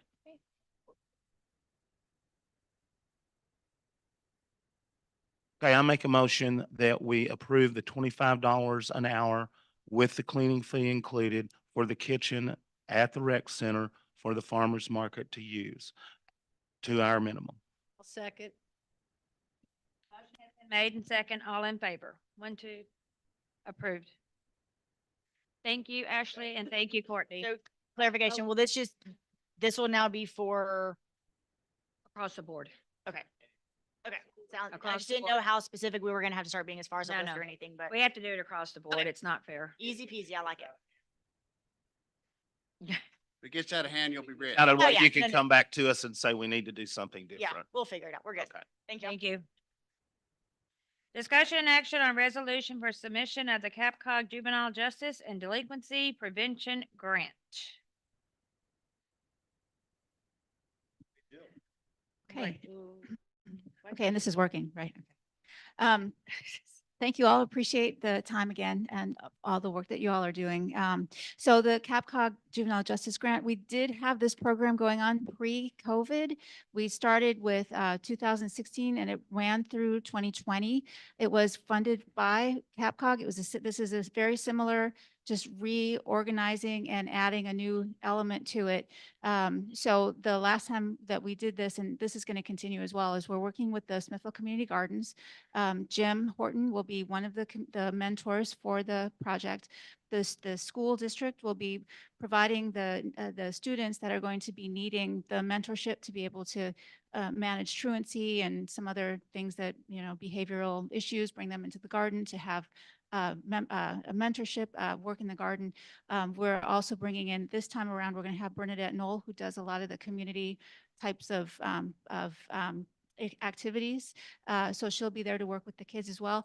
And we're going to be working with the Smithville Community Clinic to do some mental health related kinds of activities and to provide a counselor if they need it one-on-one, provide some workshops to give them tools and tips so that if they are feeling anxious or feeling, something, if there's having some issues that they need to figure out how to de-escalate themselves, so forth and so on, that we'll be able to provide that kind of adult guidance for them.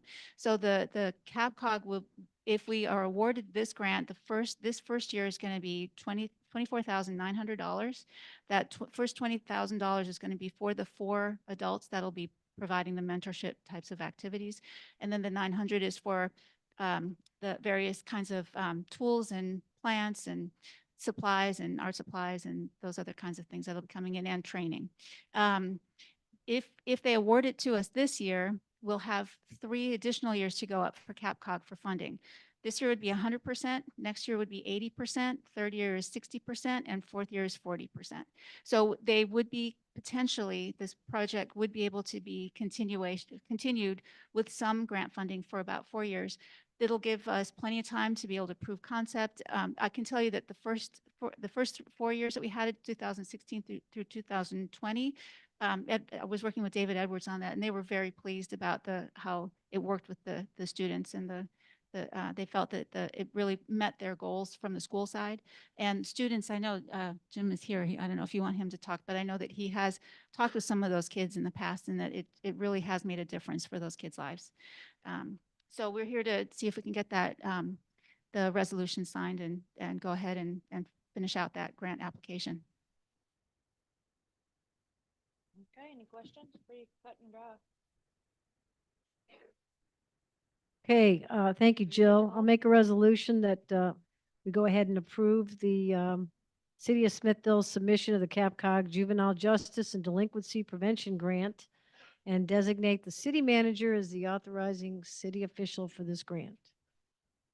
Motion's been made and second, all in favor. Motion is approved. Thank you, Jill. Discussion and action on appointment of a community leader to the Bastrop County Health Department Task Force. Okay, Council and Mayor, we've had 4 individuals submit their applications to serve on the Bastrop County Health Department Task Force. And you have their applications in your packet, and I think it would be a good idea if you would entertain it to have those individuals speak as to why they want to serve on the task force, and then you can make your decision accordingly. Is Miss Questions? Janet here? Hi, Miss Janet. Come on down. Good. Will you state your name, please? So everybody, thank you. Dr. Janet Jewell. Can you hear me okay? Not really. Dr. Janet Jewell. Very good. Thank you. So I'm here primarily because I was asked by community leaders to submit my name. And I am willing and able to serve the Smithville community. So I think y'all have read my bio, but just briefly, I've had the privilege of practicing medicine for 35 years.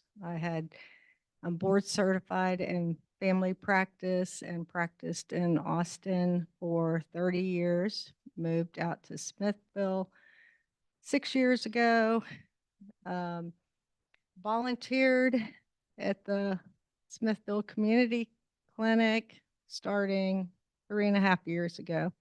And they were in need of a medical director. So I said yes and did that for another 3 years. And so I think I've got a good idea of the needs, which are large, of the community here. And I'm willing to serve. And do you have any questions?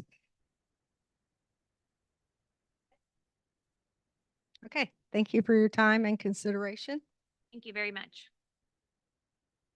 The next one, let's see, that was Mr. Herna. Come on down.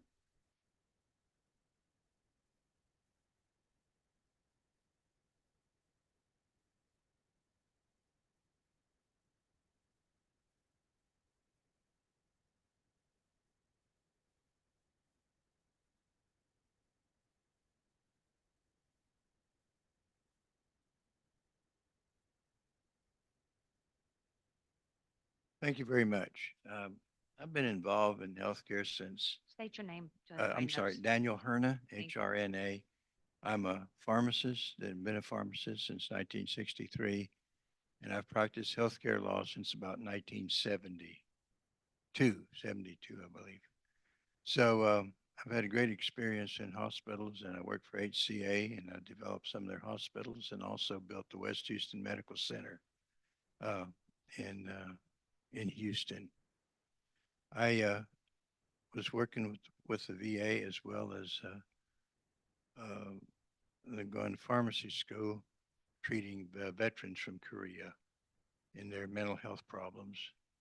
And then when the new hospital opened up, I was an intern or a resident at the VA hospital, and we helped build up the equipment and everything else. So we set up the healthcare field.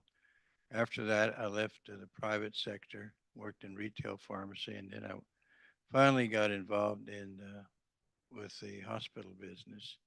And I started at Texas Institute for Rehabilitation and Research, dealing with spinal cord patients, cystic fibrosis patients. That was the most gratifying 13 years I spent in my life working in those problem children. And of course, the spinal cord patients were anywhere from juveniles up to elderly people. So I've got a pretty long career as far as healthcare is concerned, and I'm familiar with all the ups and downs and the shortages and the disasters that occur in the business, and also as a mentor to a lot of at least at least 4 corporations that I work for, and designing and building hospitals. And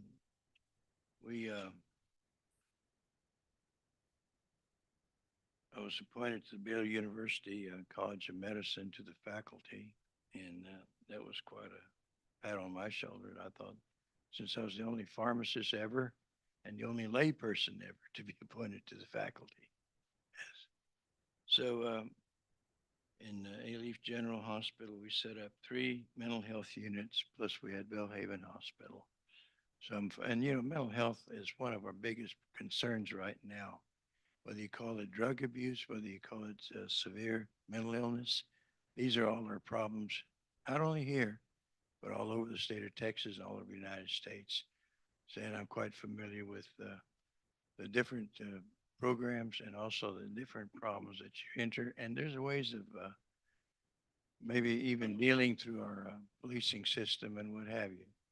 So I'd appreciate letting me give my input, at least on this small level of a county health department that is pretty aggressive and has a lot of potential. And we do have a good hospital here. It needs a little encouragement. We have a hospital in Bastrop that's quite well equipped and everything. And I'd like to see the more services being brought into this area. Quite frankly, I'd wait 4 months to be seen by a doctor to order me an epidural after I fell. So I'd like to work on quicker medical services to the area. And I think we can do it. It's just a matter of, the administrators are with us, okay? That's the big thing. But we may have a problem with the owners of the hospitals. Thank you very much. I'm sorry I you. took so Mr. much. Herner, may I ask you a question? Yes, sir. It seems in your background and experience, you seem to have extensive experience with actually building and designing these programs from the ground up. Yes. Yeah. Thank you. All the mental health problems, yeah, programs, yeah. And they were quite effective. Thank you. Thank you. Next is Miss Cassidy Penn.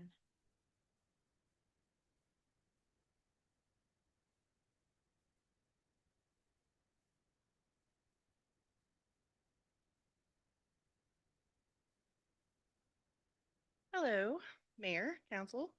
My name is Cassidy Penn.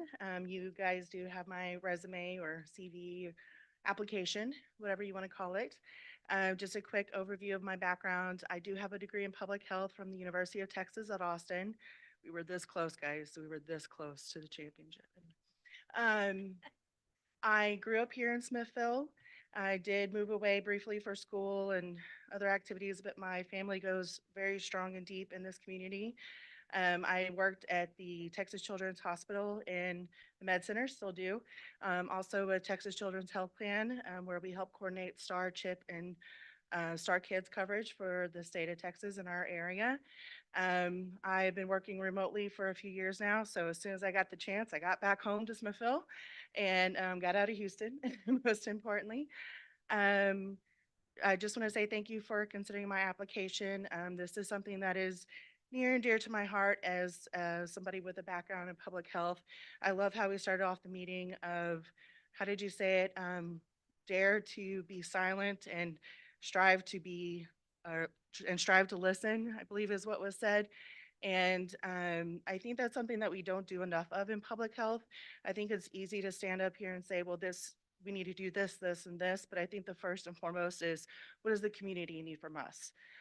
What does the community want from their representative in this program? And does that mean, extension of services? Does that mean looking at some of the programs in school? I also volunteer with the farmers market. I've seen a few of you there on the weekend, so I'm absolutely thrilled to see that SNAP has been covered for that and the double the bucks.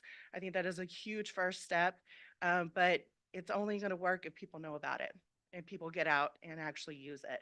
And so I think that's definitely something that we can work on, and I'd be happy to help with that. So if you have any questions, just let me know.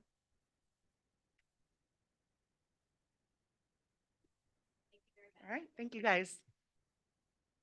Last is Miss Sandra Callahan. Oh, come on back. Don't be. I will say, wow to be in this group of people that also represented. So Aw. I wish I could say I was a boy. There's still plenty of time for you to be that. Hi, Sandra. Hi. Sandra Callahan, Burleson Street.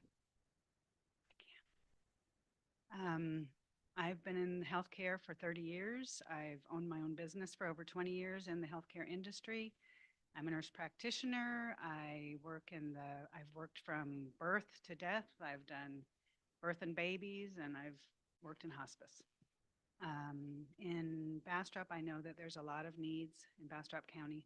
There's a lot of healthcare needs, and we need to identify what those are by priorities and work to help improve that for our communities. I'm willing and able to assist, volunteer my time. I currently work full-time in the medical legal field. I worked with traumatic brain injuries, with neurology, pain management, rehabilitation. I've kind of run the gamut of women's health I've done. So I'm here for you.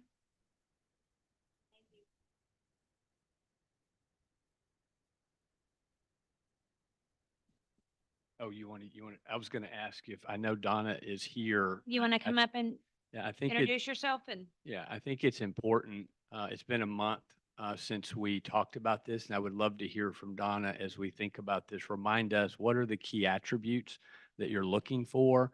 I've talked to a number of people, organization, time, community engagement, having a network, being able to organize meetings, get in the community, because it's a bi-directional, as Dr. Wilson says. It's both feeding information from the health department down to the community, but also importantly, getting the community feeding it back up. So if you can remind us what the key attributes are. You know, Tom, you just did a wonderful job you of, just, you just, of you just said it describing exactly. those key elements associated with the community leader. My name is Donna Nichols, for those of you that I've not met so far.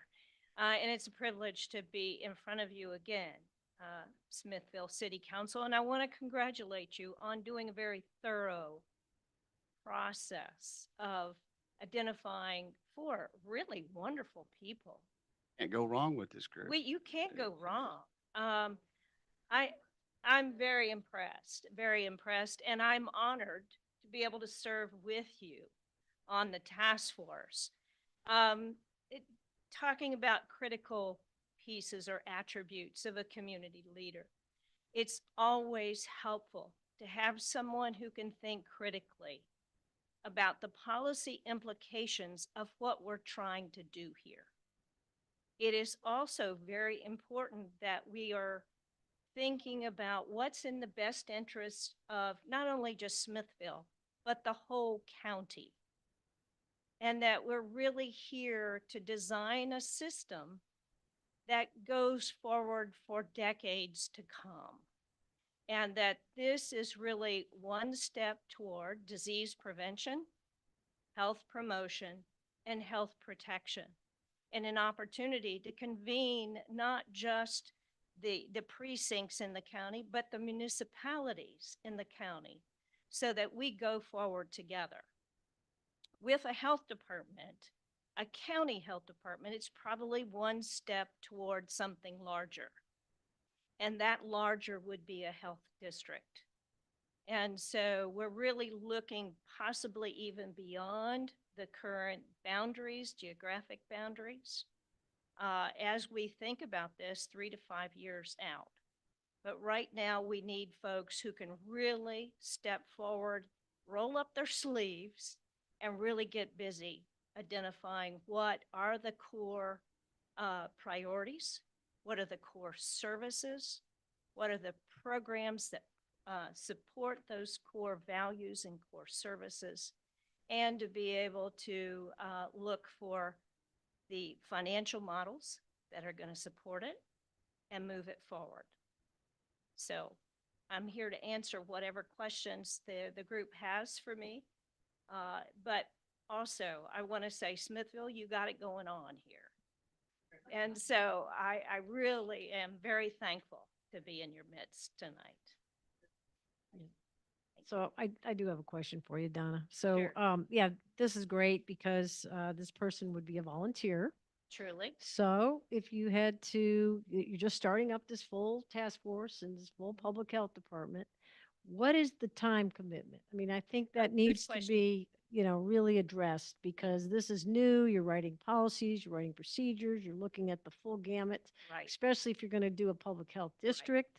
So I want everyone to get like a reality check before they decide, yeah, I want this job. You know, this is a really important question because this is not one of those committees where you just rubber stamp or endorse. This is a true working committee, one that's going to require time, thoughtful consideration, and an opportunity to interface not just with those who are on the task force per se, but other folks in the community or in the county that might have a level of expertise that need to be pulled into the task force for additional information, some questions. commitment of time right now, I can tell you for real, for February 22nd, which is the first meeting, and the mayor already knows this, the meeting time is 2 hours. I would expect, given the horizon is really to come forward with a strategic and an operational plan by the end of this fiscal year, so that the county can start entertaining what these recommendations will look like. It's going to require a certain amount of time beyond just 2 hours a month. It may require up to 4.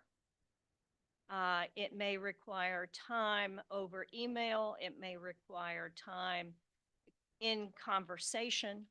As you might guess, what we have done is to identify the elected official and the community leader, largely because life does get in the way, and ever so often somebody has to be not there. So that requires your dance partner to be able to sit with you and bring you up to speed as time goes along, and vice versa. Again, it's a working committee, and it's going to require a lot of time and thoughtful consideration, looking at some strong data that will inform our decisions. It will require us to think about finance models once we understand priorities. And so this is not for the faint of heart.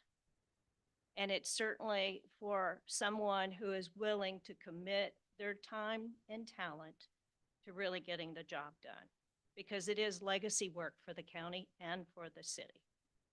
What about travel requirements? Well, we're hoping to actually have these meetings move around a bit so that we don't all go to the same location all the time, unless the task force says, man, we love this location. You know, why don't we just stay here? Right now, our first meeting is at the CARTS facility there on Tucker Hill. I don't know if you've been to that facility, but it's really, really, really nice. And so the travel requirements to or from, carpool, how people might get, CARTS actually can pick you up and deliver you there. So, you know, we can make some of that happen. Ask a question. Having heard this, no, not about the cards. Having heard this, and there's no shame in this, we're trying to make the right decision. Is there any hands from the 4 applicants after hearing the time commitment and the expectation that would like to respectfully withdraw, or all in still? Or possibly ask a question about more detail of what the Yeah. work might entail? This is a tough choice. That's what we're. This is a Well, tough choice. and to be honest, and I said this last time, Robert is kind of currently our de facto community representative, and he's obviously exceptionally qualified. But I was real concerned about the time commitment. We've got a lot to do in the city as a city manager, and he also serves as the director of the airport. I would like to see, particularly given the quality of the candidates, I'd like to see us pick from one of these 4. No disrespect to the city manager. None taken. I'm I'm sure he's out. not going to take it Yeah, personal. I can't hang with these people. But They all are- I do think that there's 4 candidates here, all of which would be great. But Bona fide.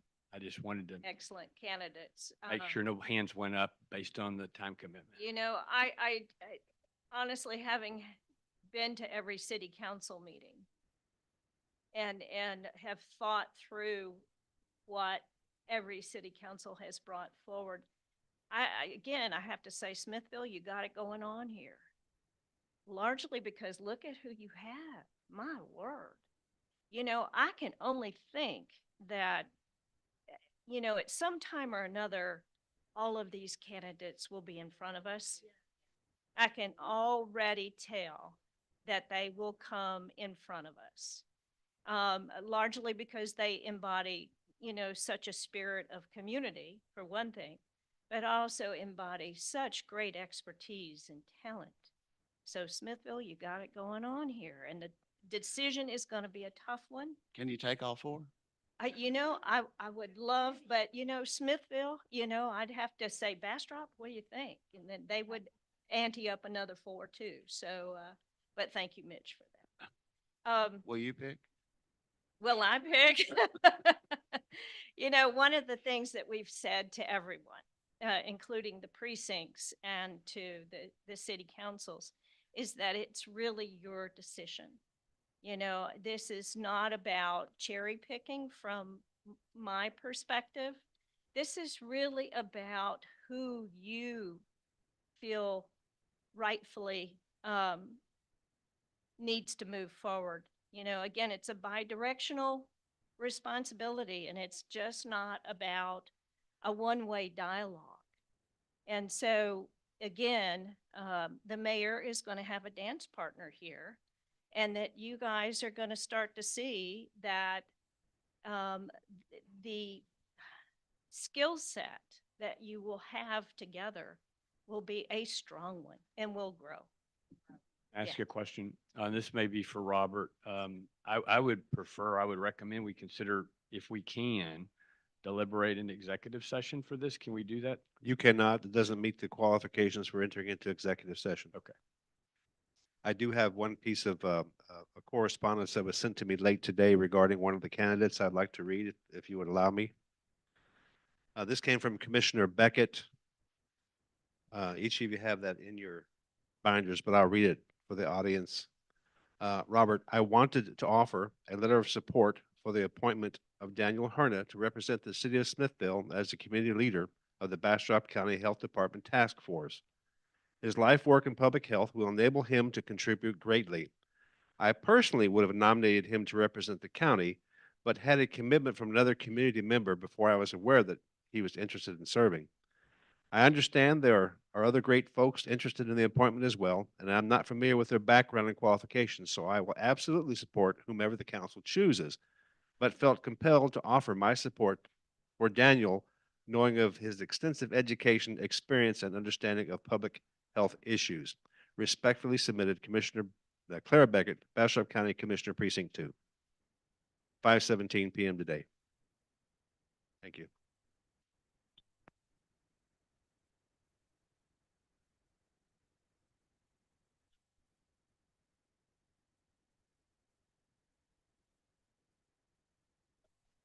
I'd like to make a comment, and then I know my colleague here wants to say something. I know that we have four candidates here that all want to serve. Dr. Wilson asked me to relay that regardless of who we pick, there would be the expectation that all of those candidates would participate in that work. So I want to state that. I think that's important for us to know. We don't want to hurt any feelings here. We really do want to make what we think is the best decision, but it's really very difficult because they're all certainly qualified. Right. The other thing too, Tom, is whoever you select, they automatically have a pool of individuals they can work with here in the city already. You know, no matter who is selected here tonight, you have another 3 individuals that can serve as a nucleus And to all bring have that something level of different to the table. conversation. Yes, and you all bring something different to the table. Very impressive, all of you, and I thank you because the city of Smithville, we are going to have a voice in this, and it is a great initiative. So, anybody want to make a motion here? Would the 3 of you that unfortunately don't get chosen, are y'all willing to work with the person and be available? You can't tell we're struggling with this.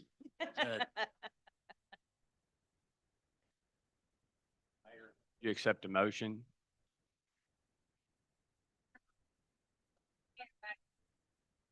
Oh, listen to the motion. I make a motion to nominate Sandra Callahan for the position. Somebody- I'll second that. We have a motion on the table to nominate Sandra Callahan for the position. All in favor? 1, 2, 3, 4. Opposed? And we have 1. So the motion will carry that Sandra Callahan will be appointed. But you other 3 stay close because there's a lot going on with this, and I've only been involved for a couple of months, and it's a lot of information to digest. There are so many avenues that have already been covered, but there are many more avenues to be covered in this. And we're going to make it a strong initiative to get in front of all the things that should have already been in place. So Right. thank you very much for your Thank you. dedication. Thank you. And Thank we'll you. figure out where to catch the carts bus, okay? Thank you. I do need to get your contact information. Thank you very much.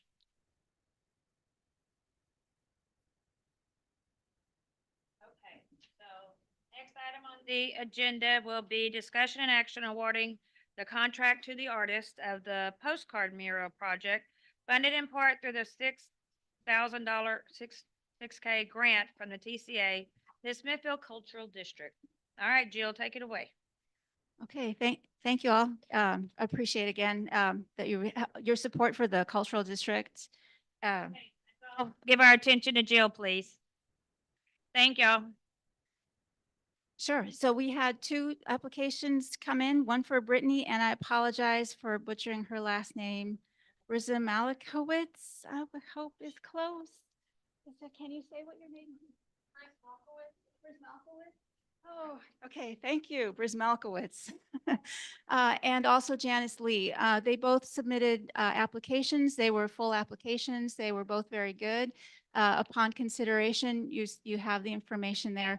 The Lost Pines Artisans Alliance, which is the other half of the partnership of the cultural district along with the city, they recommend that contract go to Brittany. Oh my gosh, I've already forgotten. Say it again. Brittany B. Brittany B. Brittany B. I'll get it. Yeah. Yes, yeah.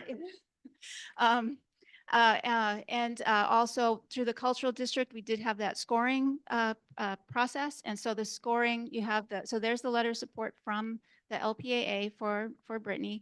And then the scoring also came out as well in favor of Brittany. And you have both of their applications. And so that's the recommendation from the LPAA and from the cultural district group.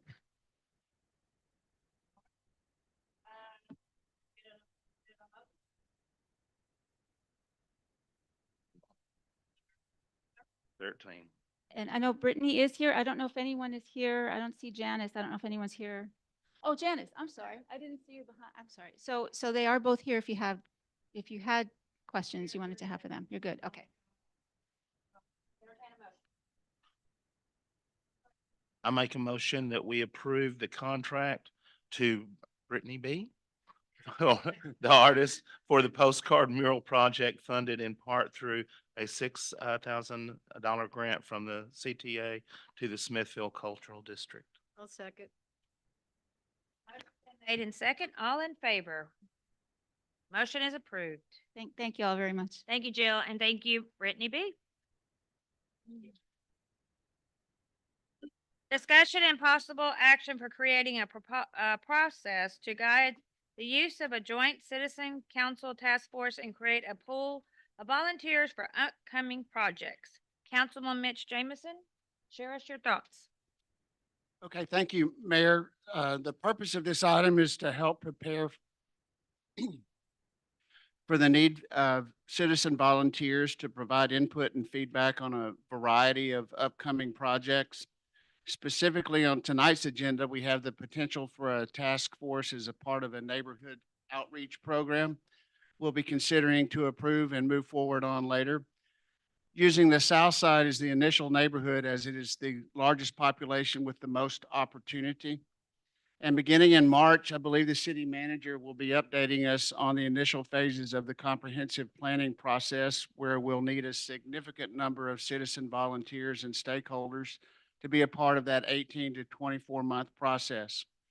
What I'm proposing is simple, and we basically steal the process that Jill uses for some of her cultural arts projects, and it's a call for artists. And I'm saying that we just use that concept and call this process a call for citizen volunteers for task forces, so that we can create a pool of volunteers willing to serve on the many different projects that we have coming forward in the future. We simply need the citizen's name and contact information and a list of areas of interest or expertise they want to participate in. And hopefully we could assign management of the project to the community engagement coordinator. See here, he being voluntold again. Um, But before I make any motion, Mayor, I'd love to hear the thoughts from my colleagues on this. Okay, we're getting ready. We've all talked about doing the comprehensive plan. And so we know when we do the comprehensive plan, we have committees. Back in 2012, I mean, there was the River Committee, the Housing Committee, the South Side Committee. I mean, there was all these various committees. What, pardon me? Yeah, we had committees back then. There was a lot of them, right? So, Sorry about that. so I'm impressed that she can remember all the committees back from 2012. we did. We had a lot of committees. So I know we're getting ready to start this. We're going to kick off on 11 March. So I guess what I'm saying to you, Mitch, is, we're going to be doing this already, and we're going to get citizen input on all these various committees. And it's just like, I think we need to add one more thing, because we're going to have these citizens that have an interest that are going to raise their hand and go, yeah, I'm interested in doing the housing, or I'm interested in the River Committee, or I'm interested in whatever committee it's going to be, because we're going to touch base on everything. Remember, this is a comprehensive plan. So, and the other thing I don't really think we need to do is say, well, we're going to target the sunny side or the south side. No, we're all one. We're going to target the issues, not the population. Okay. So I had sent an email back out in, gosh, it was the early part of January. And I think some of you might remember last year we did what was called housing huddles, just to get input from the community. We did it throughout the community. We ran about 10 or 12 of those. We got some great input. Talked about ADUs and accessible dwelling. A lot of good stuff came out of those meetings. Okay. Now, have we put ordinances in place for some of that stuff we talked about? No, not yet. But believe me, I'm going to dig out all that good stuff that we had input from the community to include in our comprehensive plan this year. So I proposed back on the 30th of January just to do, this was over in the housing district, okay, some lifelong learning huddles. And the reason why is I said I'd take on the task for the community. I'm going to back up a little bit, because we know we have a utility problem, okay? People can't pay their utilities. 396 people can't pay their utilities. 240 we've identified that live on the south side of the tracks. And so we've narrowed it down right now to where we're going to do some lifelong learning huddles. So my proposal is, as we do these huddles with these folks that we're really trying to help, like we're going to do budget financial assistance, we're looking at doing like some teaching of weatherization, these kind of things, and involve those people as we have these educational sessions into the comp plan. I mean, if they're going to be coming to the meetings already. So I've coordinated with the Housing Authority to start doing this on Tuesday, the 27th. We're going to invite, we know who we've got to invite already, because these are the people that we really want to hear from, because these are the folks that are going to give us hopefully some good input for the community. And I think just starting another whole group of citizen task force people, they can get just as involved in this and or any of the other committees that we're going to have. So Robert, you might want to just say, hey, these are some of the committees we're looking at right now for the comp plan. And if citizens are interested, well, then get on one of the darn committees. And we don't have to have a whole new task force that. Just to clarify, this is about a process to create a volunteers Right. as those needs come up. This isn't specific to any project. No, I understand it, but we're going to have, when we do the comp plan, we're going to be looking at about 10, 12, 13 different areas, right? So that's your citizen task force. Oh, I'm interested in housing. Oh, I'm interested in the river. I'm interested in, whatever it is, we're going to, tourism. I'm interested in whatever it is. Yeah. And that's then what they select a become, list of those people. yeah. They would initially present, we would have that candidate pool now. Right. So when Robert gets ready to post, and we're going to probably have it on the new website before, it's going to be 1 March. What committee are you interested in being on as we do the development for the city of Smithville, right? And then people will go, I want to be on this. And that's your folks right there. So I don't think we need to do this separately and have another. It seems to separate- accomplish the same thing. Yeah, that's what I'm saying. And I don't think we need to focus on it. We got to do something on the south side, although we are This, going to do this is something. not to do with, that's a separate item on the agenda. Oh, I This is thought about- this was. No, this is not the south side. This is, okay, this is a this is citizen not the task task- force. This is Okay. about a process to create a system so that we can go ahead and solicit volunteers. Okay, This has nothing to do with. so the why task can't we do it through the message board on the website? force. As long as we have a process, that's what this was Okay, about. well, I mean, if we put it out there saying, okay, these are all the areas that we're gonna cover for the comp plan for the city of Smithville. Are you interested? Sign up. So I don't really think we need another task force that's gonna do that when we already have a process. This in doesn't, place. just to clarify, this does not create a task force. This creates a pool of volunteers willing to serve on future task forces. That's all it is. Right, right. So we gather that information through the website, or we gather that information we give that information to the community engagement coordinator going, hey, I want to volunteer. I want to be on this project. I think when you have the comp plan and it starts out and we start doing this, there's gonna be every time something comes up, there's gonna be a call to action for Yeah. citizen participation. I don't, when we need volunteers to serve on task force or whatever, they come up here and do it. I mean, we always get people that sign the receipt of the sheets and do the stuff. I don't think we need the redundancy. I think we're good with where we are. Because every time you've called and asked for somebody, we've had volunteers. I mean, it's worked in our system as it is. I'm not duplicating anything because there isn't a process.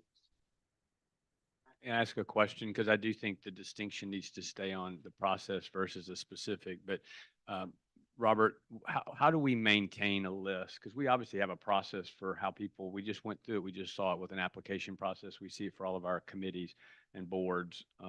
Do we just advertise on the website that people that are interested should reach out? That's really the process we're currently using, right? That is the process. Yeah. There's a need for a task force. You identify what members would like to serve on that by the subject, like the recycling task force Right, or a task force, the housing huddles that have been previously been done.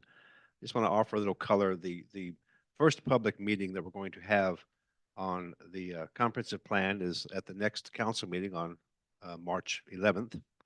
Thereafter, every month or every other month, there will be a series of stakeholder meetings where organizations and individuals will participate, and they'll lay out the entire comprehensive planning process. Yeah, the process from womb to tomb, soups to nuts is 18 months, but we're going to start getting busy in April or May timeframe.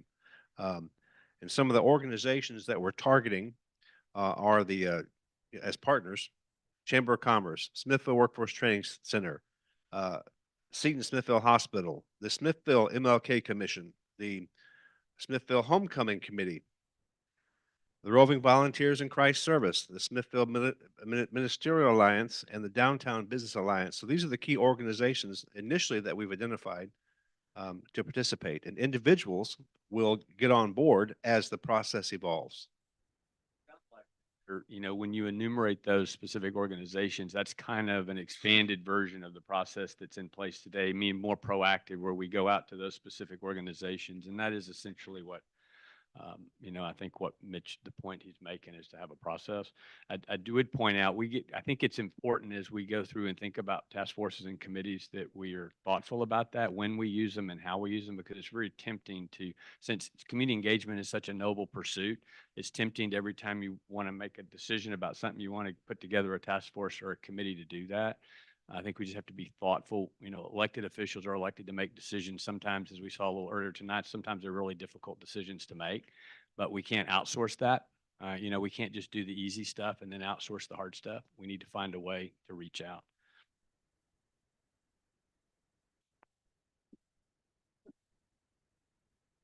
Great points Well, made, so we've seen the process work. It's worked in the past. It worked back in 2012. It worked when we did the economic development plan. I mean, lots and lots of people came. Once they really found out what the different committees were, they showed up. And I think that process worked fantastic. I want to say there were over 330 people that were involved last time. So man, if we can get that number up to 500 or 700, that'd be awesome. So I think we've got it in place. We've got it in I agree it's place. in place, and I think the comprehensive plan is coming forward and will give people time to get involved. I don't think we need another I'll give y'all the opportunity to show that here in a moment. Because of the people that I've talked to have expressed an interest of signing up and being a part of a pool of citizens willing to volunteer and state their interests ahead of time, I'm going to go ahead and make the motion to direct the Community Engagement Coordinator to create a call for citizen volunteers for task force as a process to solicit volunteers for specific upcoming projects in general areas of interest. Silence lets it die, but I'm going to let you do that. Want to restate it, please?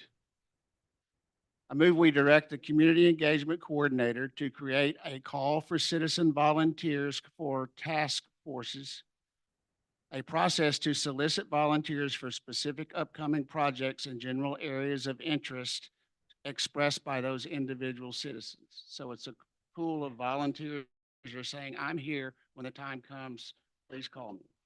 The only, I mean, with all due respect to my colleague, the only problem I have with that is I think the council should be directing the city manager to do those things and let him make the decision about how he wants to employ those resources. I'm all for what you're saying.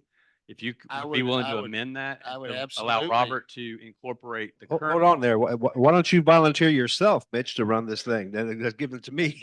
I'm just asking if you would do that. I know what your intent probably was. No, Robert, I'd be happy to take the project. So do you want to amend your motion? Well, let me hear some more feedback from the city manager. I would be willing to insert my name. Well, I just feel to Janice's point that we're going to be doing this anyway. But if you want a process to or take on this, you're welcome to do so. But that's not my vote. That's your colleague's vote, not me. I've made my motion, Tom. Would you want to amend it? Okay. So I think the community engagement coordinator, along with Jill and the folks that are going to be trying to put together these task forces or these folks call for volunteers, we really haven't had a problem in the past. And if like I'm going to agree, like just take charge, do it. I mean, if you want to form these groups, then tell the city manager, hey, I've got this group's interested in this. And then you do it. I'm just saying, I've made the motion. you can do it. Okay, I want to, I think this subject matter warrants a little discussion. One is I want to be really clear for me personally. I understand what my colleague is trying to accomplish, and I think we all need to be sensitive. He is being very active in the community, and he's getting a lot of feedback from people in the community for these things. And he's promised these people, and I think he's doing what he was elected to do, which is to try and represent the community. So I want to be careful that what we say or do doesn't quell that. I think what I've heard is that we think we have a process in place. At a minimum, my colleague has brought to our attention that we need to remain cognizant of that and vigilant to find ways to include the community in these things. The city manager said we have a process in place. I think the motion would be to direct him maybe to revisit that process and ensure that we're utilizing the our community awareness staff to make sure that process is always. Yeah, and I just want us to know, I think Councilmember Jameson is just trying to be a good representative of the people. And to clarify a question that Councilmember Bruno just asked me, well, what committees? The purpose of this is simply to say, if you're willing to volunteer, let us know. What's your name? How do we contact you? And what are your areas of interest? So there are not specific committees right now. It's just saying, I'd like to work on some area that I have a lot of. Let me passion offer and a solution. expertise. I don't mean to cut you off, but I think we can do we've done this before. We've had a list of volunteers and interest. Have we not? So it's not that big a deal. I mean, Which way? I didn't understand which way you were going. meaning we've had a list of volunteers in the past. The chamber has had a list. We've had a list of those folks who are interested in volunteering and serving. They identify what they want to serve on. I was just trying to not duplicate the effort because we're about to start all of this. Well, if that list exists, then we would just, This doesn't exist now. This is before. so we've had it in the past and it worked. Yes. So if we were to implement it again, it would work again. It's a matter of contacting the community engagement coordinator, say, hey, I'm interested in this, and we create a list of volunteers that can be posted on the website. That's exactly what community I was engagement. proposed. Kind of. You're saying a whole task force. And I'm having an issue communicating clearly because I felt like that's exactly what I was proposing.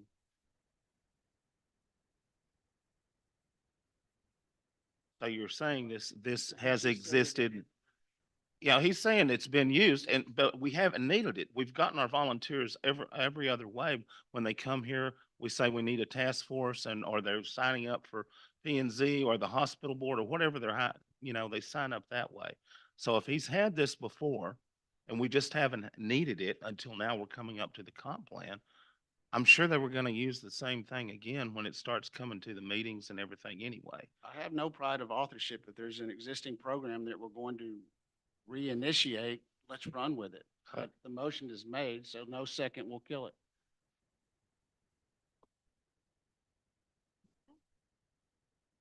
Then we move on to the next item. Understand, or is that motion based on the discussion we've just had? Are you not satisfied that are in agreement as a body and the city manager to do this without the need for a motion? Do you want a motion? I can withdraw the That motion. you I made can, it. that's what I'm asking. Would you do that based on what you've heard, or do you still think we need a motion in order to get you what you feel comfortable with? No, I think what I appreciate, we've all said our piece on Yeah. that. We have different levels of understanding on it. I mean, we all agree that there's a process needed. If we have a process in place, then we'll re-implement it. I was just trying to create a pool of volunteers in advance because of all the upcoming work that we have. No action then? Well, then one of the suggestions is just get the list from Robert at this point. Oh, wait, well, hold Once on we now. get the I don't, list- He said he I did. don't, I don't have that list. He That just was, announced the list. no, that was years ago that we had a list of volunteers. No, you have a list of the committees that we're Oh, looking at. yeah, I Yeah. have a list of committees, but not Yeah. individual volunteers. Correct, Like, hey, I want to be on the cemetery board or, I'm trying to get the volunteers now, but Okay, Jill wants to add something. Jill, Lord help me, Jesus, help us out of here. Sorry, no, you're fine. So I just wanted to mention, we have a Okay, list Jill of, is talking. we have a list of about 250-ish people that are on a cultural district list of just an email list, and a number of that. So that's one way that we go and we try to find volunteers. In the past, we've had lists related to some other specific types of programs, and we can resurrect that. Of course, when you have old email lists, we get a lot of bounce backs, but we can manage that way as well. And we've got a couple of other more specific or less specific, I guess. We've got a lot of volunteer people kind of in our databases. I think that one of the things that Jose is trying to do is to formalize those email addresses and the list of volunteers from all of the past, to try to put that into a more organized animal, I guess. I don't know. So that's something where I would say we probably have 500 people at least kind of out there that just need to be sort of corralled into a list. We had from the economic development, when we were doing the Smithville Economic Development, we had probably 150 people on that list too. And so, we've got a number of different lists already that are people who have volunteered in the past, interested in volunteering, and we always try to call out for more. that's what I'm looking for. There are people who are not on any list anywhere who have come up to me and said, how do I get a Take it- list? So whatever Take the. their Sure. name. Yeah. Yeah, take their name down and we will Yeah, get them and- involved. I have an idea. Y'all already said this about the website. We've looked at that. You could just put down at the bottom there, say volunteer. When they Volunteers. click on that, it would say, if there's any projects or any things that you would like to volunteer for, you could put your name in right there. That would go straight to our community coordinator. Yeah. That way it would be just a simple Simple one-step database. policy.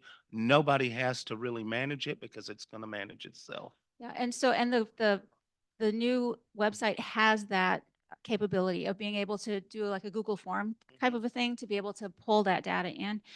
We did for a number of years, we had Volunteer Smithville, where we were trying to do exactly that. That's And what so- I'm trying to remember. Yeah, Volunteer Smithville, yeah, and that's that, so we have sort of that mechanism in mind, and we can put that in place really easily. On the website, Volunteer Smithfield. So, bring it and back to the life. one thing that I just would want to caution you about is sometimes you can collect volunteer names, but if you don't call them back and give them something to do, that can also be problematic. So when we do collect those names, we want to make sure that you engage them as quickly as possible. So just to, we don't That want was to have it. this list that's just. That was the bullets. intent of the process, and I will have a request for one later on tonight, but at this point, Mayor, I withdraw my motion. Okay. Thank you. Okay, we're gonna, do you have the number 14 then? You're good? So we're going on to item number 15. No? Motion withdraw. Oh, sorry. Discussion and possible action for the creation of a neighborhood outreach program beginning with the South Side. Councilmember Jameson. Back. Okay, are you signed up to speak? I am Very good. signed up to speak. Okay. On behalf of the city of Smithville, on behalf of the South Side, thank you, Mayor, and the rest of the council for allowing me to come up. Of course, I said I was not going to speak, but I was asked to. Smithville is my home. I went to school here. I was raised here. Raised my kids here. I moved away, but I moved back because it was a small place where it was family. I know that on this agenda, and you know, it ties into the last item, number 14, about, you know, getting a task force and creating a neighborhood outreach program and things of that nature. Sometimes having a meeting just to have a meeting, it doesn't work. It does not work. If you have a collective names and numbers, and you already know what it is that needs to be done, you need to act on it. Sometimes, you know, we can have meetings and we can have meetings and we can have task force and we can have volunteers. But as what I have done in my research, nothing ever gets done, specifically on the South Side. There's some things over on the South Side that needs to be done. I know on this agenda, it talks about a program of outreach, right? But what about safety? This whole entire city, due to the fact that the world has changed, the South Side needs safety. They need streetlights over there. Our children need to be safe. Our elderly need to be safe.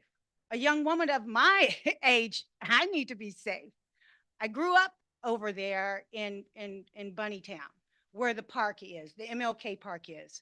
There was never a day or night that, whether it was, you know, early in the morning, afternoon, summer, spring, 10 o'clock, 11 o'clock, that I was not allowed to go and sit at the park. The thing of it is, we have to understand the gravity of safety, but also understand the gravity of freedom. There are a lot of things on the South Side that needs to be taken care of. Again, streetlights. I used to be able, you know, we all grew up in a time where, you know, we'd leave the house and mom would say, you better be home before the street light comes on. We knew that. We understand that. We understood it at that time. Now you drive through there, it is, you know, just dark. That's not good. That's not good at all. And again, you sit and you discuss and you talk about volunteers and putting it on a website. I have 3 laptops because I have 1 personal and 2 business. I hate going to the internet. I hate going to Google. I hate it. I despise it. That's probably why I have over 3,000 emails on my personal account. I have to go to my business because that's my job. But all I'm saying is, if you want someone to help and work, you know, you just need to ask people. Send it out in a letter. Why do we have to get all technical all the time? You know, why can't we go back to basic? That's if we want someone to come and help and volunteer. Again, they need streetlights over there, and not next month. They've been needing streetlights over there. The other thing is, you know, again, it's all about safety. When I was growing up, you know, kids ran the streets. Now we have the rec center over here. But all at the same time, we charge these kids and their sponsors to use the rec center. Why? When it is Smithfield's rec center. We used to be able to go up to the schoolhouse and the principal would let us go in and play basketball in there or volleyball in there, or we could go to any one of the at the school on the football field or the baseball field, and the kids actually played. They enjoyed themselves. Now everybody, we want them to pay for everything. Why? We didn't have to pay. My parents didn't have to pay to play baseball. My parents didn't have to pay to get me into swimming and tennis. I did it all. Baseball, volleyball, tennis, brownies, Girl Scouts, basketball, football. We did it all. And it wasn't a fee, but now we're charging kids and their families and their parents who actually don't have the money. And even if they do have the money, we're charging them to enjoy life and to be safe. These are some of the things that need to be taken care of over not just the South Side, but all over Smithville. Because these are our kids. I appreciate you coming up to point these things out, and we grew up together. Yes. We did. And we respected things. Yes. And if you did not respect it, you know what happened when you got home. Well, you know what? When you And got that's home, the- somebody else oh, could so- check you. Yes, somebody there to check And you. then they called your parent before you got home and they would check you. They checked you too. Right? It was a community. And it is. You know, it was a village. And we've strayed away from that. You made some very good points tonight. But I'm not finished. I'm not finished because I know everybody stood up here and they've been going and I've been looking at my watch. No, I'm not. And let I'm me agreeing tell with you. you, I don't mean to sound rude or crass You're or not. anything like that. It's just the mere fact that, you know I can be long-winded, but I've had some people before me that were much more long-winded. So I was like, okay, I just need to state my point really quickly, okay, and get out of I here agree. because I do have to work in the morning. The other thing is that not only, do they need streetlights on the South Side, not only do we need to cut those fees for the school-age children to go to the rec center to have fun and enjoy themselves, I think, they also need sidewalks. We're fixing sidewalks over here on this side of town. Why can't they have sidewalks over there? I'm a runner, always have been, an athlete by nature. Why do I feel like I have to run in the streets? And then I have to get over in the grass and it's wet and I'm getting my tennis shoes all soaked because I don't have any sidewalks over there.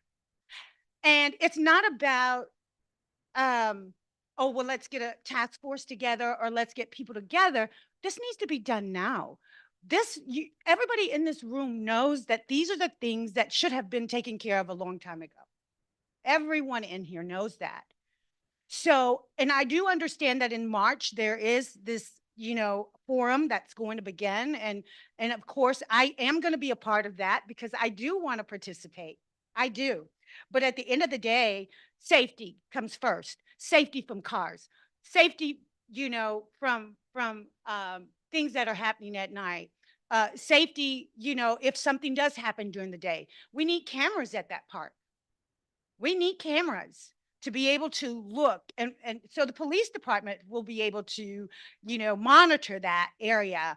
I'm not saying that, I want to be on camera or anything like that, but I want to be able to sit there at 10 or 11 o'clock at night and just chill without feeling like I'm being threatened by, or accosted by someone that's walking up, but also threatened by somebody else, the police, who said, well, it's closed over here. You can't. That park has never been closed the day. And I'm not going to tell you how old I am, but the park, I've swam over there when it had the pool. I played basketball over there. I played tennis over there. I played softball at the Little League field. I've done it all. And it was never a time where there was restrictions put on that park. And I'm not really sure if it is because number one, normally before I get up and talk and I say something, I try to have a PowerPoint or either I try to have my research done. I try to have some numbers, some data, some sort of information in order for you to follow me. Tonight wasn't the night. Somebody just asked me to say, hey, can you please support? I'm here to support and I'm here as a volunteer and I'm here as a citizen and I am here as a homegrown girl to say we need to do better. We need to do better. We should be ashamed of ourselves. Southside needs to be taken care of. It needs drainage. Every time in the front of my parents' house, when it rains really bad, water just comes up. And it's over by the railroad tracks, but that's ridiculous. We have no lights. We have no good drainage. We have no safety. We have no security. We need something done, and not next month. We need you guys to actually give us a time frame. Give me a time frame if you don't give somebody else a time frame. Because I'm used to dealing in business where basically someone asked me, so what's your ETA? When are you basically going to, how long is it going to take you? Oh, give me by the end of close of business on Friday and I'll have this done for you. Or give me a month. It just really depends on the task, what it is I need to do and how I need to get it done. Again, I know that the last item that was on the agenda, is connected to this per se from my perspective. And I really don't think that there needs to be, all of this, let's get task and team and all of this. No, you just need to make a decision, do your research, find out how much it's going to cost and get it done. Period. And the other thing, I talked about street lights. I talked about drainage. I talked about cameras. I talked about sidewalks. There's one last thing that is here on this particular topic that I think you should even consider. It's going to cost a lot of money, not as much as the other items, but I think it is worth it. I'm not really sure. I know Sharon, we all went to school together. Robert, I know you understand. Tyrone, I know you understand. Back in the day when the Jamboree was downtown, it was amazing. Just totally amazing. When Highway 71 used to come straight through. It was still an amazing, amazing weekend. There was a bridge right back here behind the railroad crossing where kids and families were able to join and meet up and walk across to be safe. Because at the end of the day, we all know in here, and I've been, again, living long enough to know when there is a death, some sort of accident, some sort of issue that where someone needs to go to the hospital or someone needs some help of some sort. If the train is there, you may as well, if nobody knows CPR, they're dead. I mean, we have to really start looking at reality like it is. I know that a lot of people are not going to say what I'm saying today, but at the end of the day, it needs to be said. We have to do better. We need to do better and not wait. I don't need you to wait until, at the end of the year. That's not how this works. That's not how business works. That is not, because I know you have the money and I know you can do it. At the end of the day, some of these things that's on this agenda are very, very crucial, very, very important, and they need to be done as soon as possible. So I'm saying that, yes, I will be a part of this task force because I don't like anybody telling me no. And that's including with the owner of the company that I work for, regardless. But I am also the type of person, I'm a type A personality. I work hard. I want the best, but I want the best at a certain cost. And so I'm standing here and I'm saying, and I'm asking you guys tonight, what can you do for us on the South Side? What can you do for Smithville? Are you just, are we just about to just talking about it? Or are we going to take action? I'd like to share, I know that there have been projects on the South Side that have been done. I'd like to share a few of those with you, just so that everybody can know that there has been some focus. Well, there were 7 home grant homes that were built over there on Washington, Gasly, Walker, Gentry, Yeager, and Jones. There was a $300,000 grant for a 10-inch water line upgrade on the South Side. And where was this water line? That at? was on MLK and Marburger. Okay. There was a warehouse detention pond. It was a $700,000 grant, and that improved the drainage at the MLK area by the park. Okay. We completed a $150,000 playground playscape installation. That was through the St. David's Foundation. That was at MLK Park. We repainted the MLK Park concession stand, the bathrooms, and that was through another grant through the Lower Colorado River. and repainted the MLK Little League bleachers. And I know that the Little League folks now are working at trying to get some funding to fix the Little League concession stand, because we know that there's been homeless people actually breaking in and staying there, okay? There was also some automatic sprinklers that were put at MLK Park for the baseball fields. So some of the other projects, and I know Jill's been working on this for almost 14 years, is the $12 million expansion so that we can get well, first off, we need a bridge. I agree. I've been like, build the bridge. We need a bridge. I agree with you. But we have been trying to work on a sidewalk project that goes from the rec center across the railroad tracks, to MLK. And that, for some reason, all the way to the high school. And that, for some reason, has taken us 14 years, which is insane. Why? It's Yeah, it is. insanity, It right? is insane. We did, I know coming up, we've applied for a Safe Routes to School sidewalk project, and that's going to be from Hardeman to Eggleston. Okay, Cool. so that one's been put in. We did just complete a design for a $3.4 million drainage project, and that's going to be at Jones Road, Webster and Harper, where Harper Street runs into Johnny Ray's property there. Complete the $500,000 wastewater expansion on Prima Street. So that one's being worked on. There's also 2 more home grants, a $300,000 value for 2 more homes, which I would think that there are a lot of homes that really need a lot of work. There I are a lot of understand homes that need work. We're upgrading the basketball courts for the MLK basketball courts. And I guess we just recently installed 4-way stop signs at the intersection of MLK and Taylor Four-way stop Street. signs, huh? And then they're going to add a speed limit flashing sign at MLK in the school zone. So those are some of the projects that have been worked on. I agree, we need the bridge, we need better lighting. I'm over there all the time. I was there 10 years at the clinic. We had to put our own lights up, okay? Food pantry's got lights. The House of Ruth is totally dark. We're putting lights on the House of Ruth, or the clinic is. So you're right, there's not a lot of lighting over there. I totally agree. We need to do better.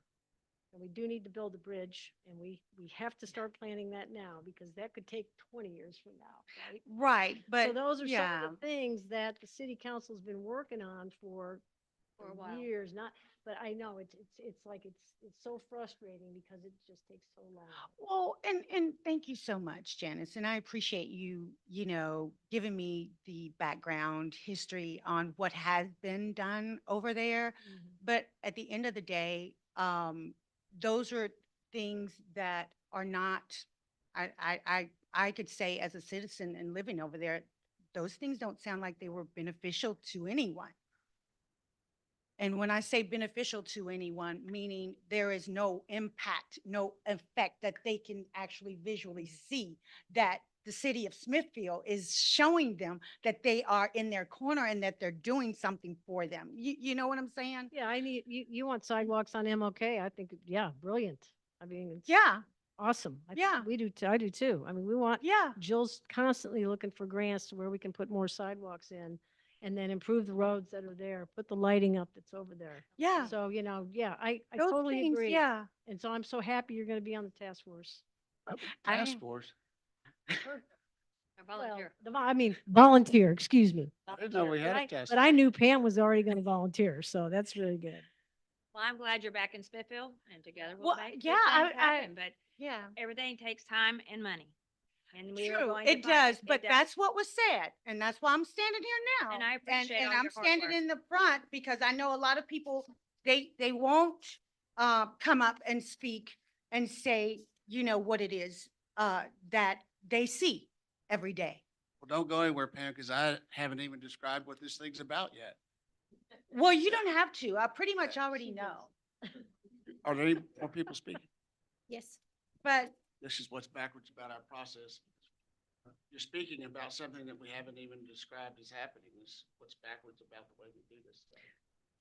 Well, I guess that's the reason why it was on number 15. You guys had it last, so I'm It's a bringing. problem that I have. Oh, We oh, do stuff. oh, no, got it had it. nothing We have to do with citizen that. No, no. comments about something that hasn't even been talked about on our side yet. To me, it's always been back. Oh, okay, got it, got No, it, not you. No. got it, Okay. got it. But I do need for you guys to at least try to give me some sort of ETA on when we can initially start, even to get some research, because again, this I'll is be not, talking about that in here. okay, okay.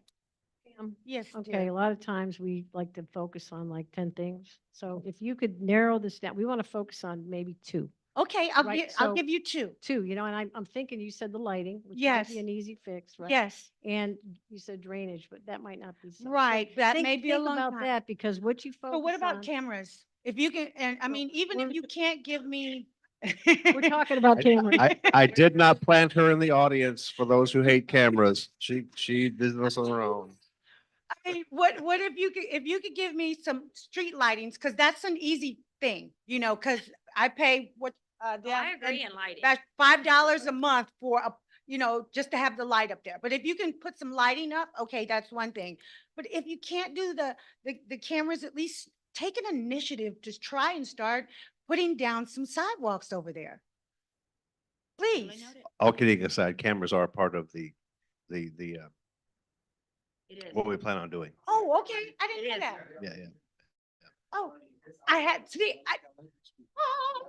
I had Okay. no idea about anything. I'm just only talking based on what I see and what I know. And I appreciate, because it sounds like that everything has just fallen into place the way it needs to. Because I didn't know that you guys had anything on your agenda, We do. you know.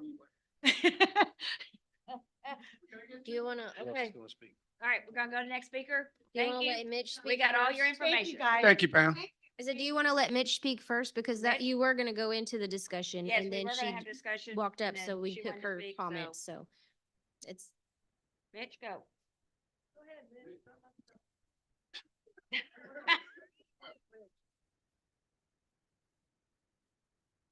That's over. Don't leave. What?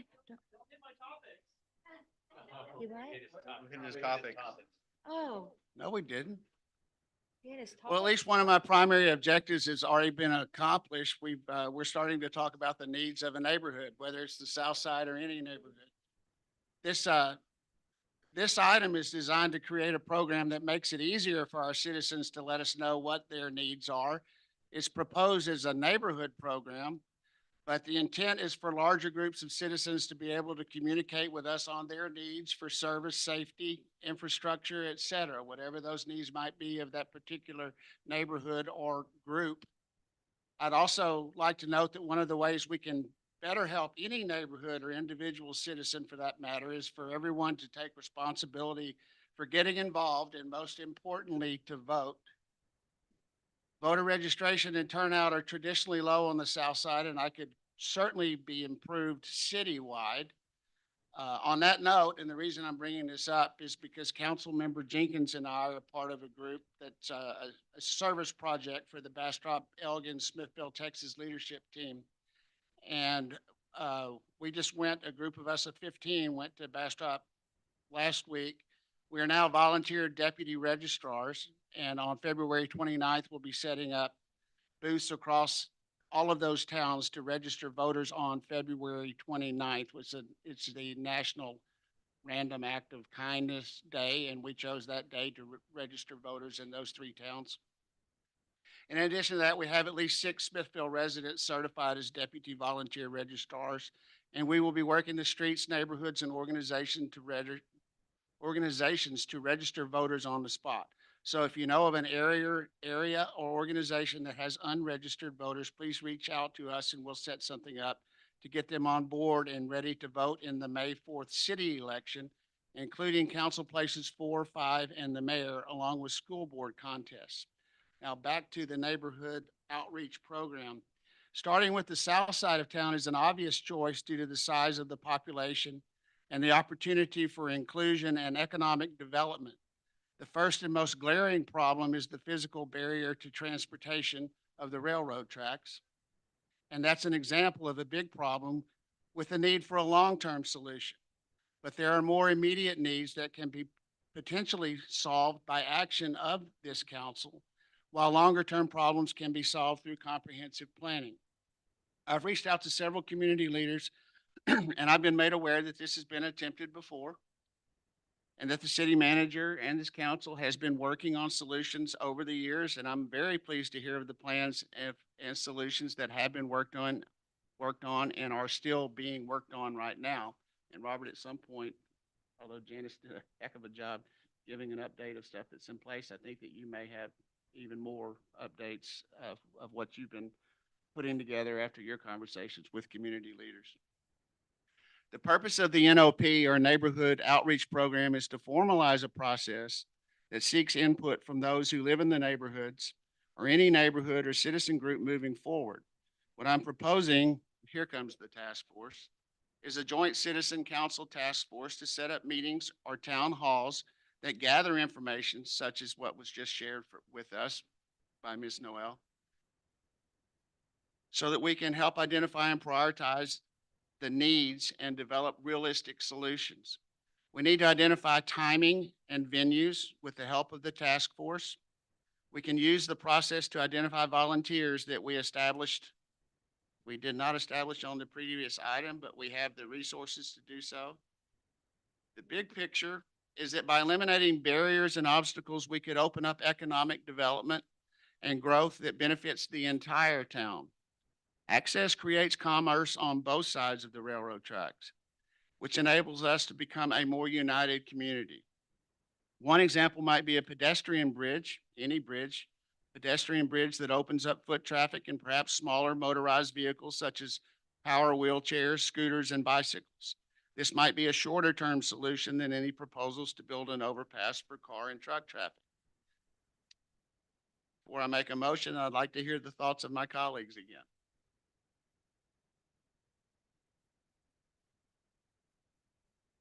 Or go back to citizen comments. You going back to citizen? Probably before we move into discussion now that. Okay. I just wanted to give the outline of what the program that I'm proposing is. I have Craig Strickland.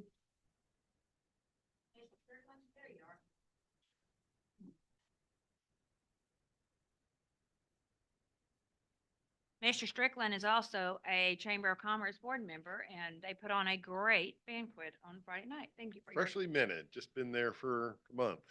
I know you're getting really, I've been really. working with them all last year as volunteer. Yes. So I'm not new, but just a new title.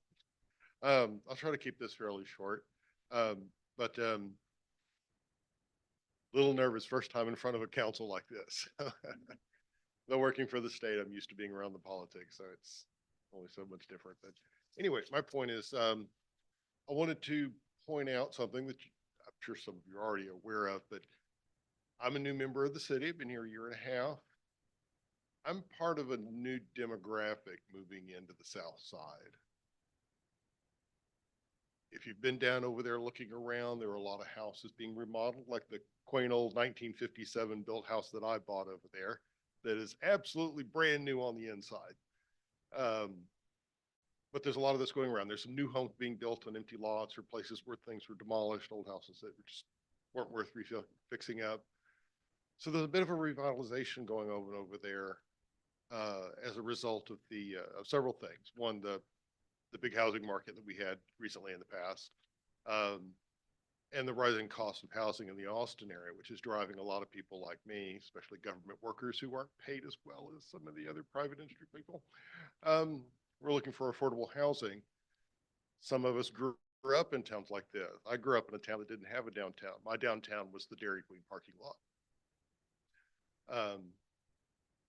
So it feels very similar to me. It's you know, it's like my cousin to home.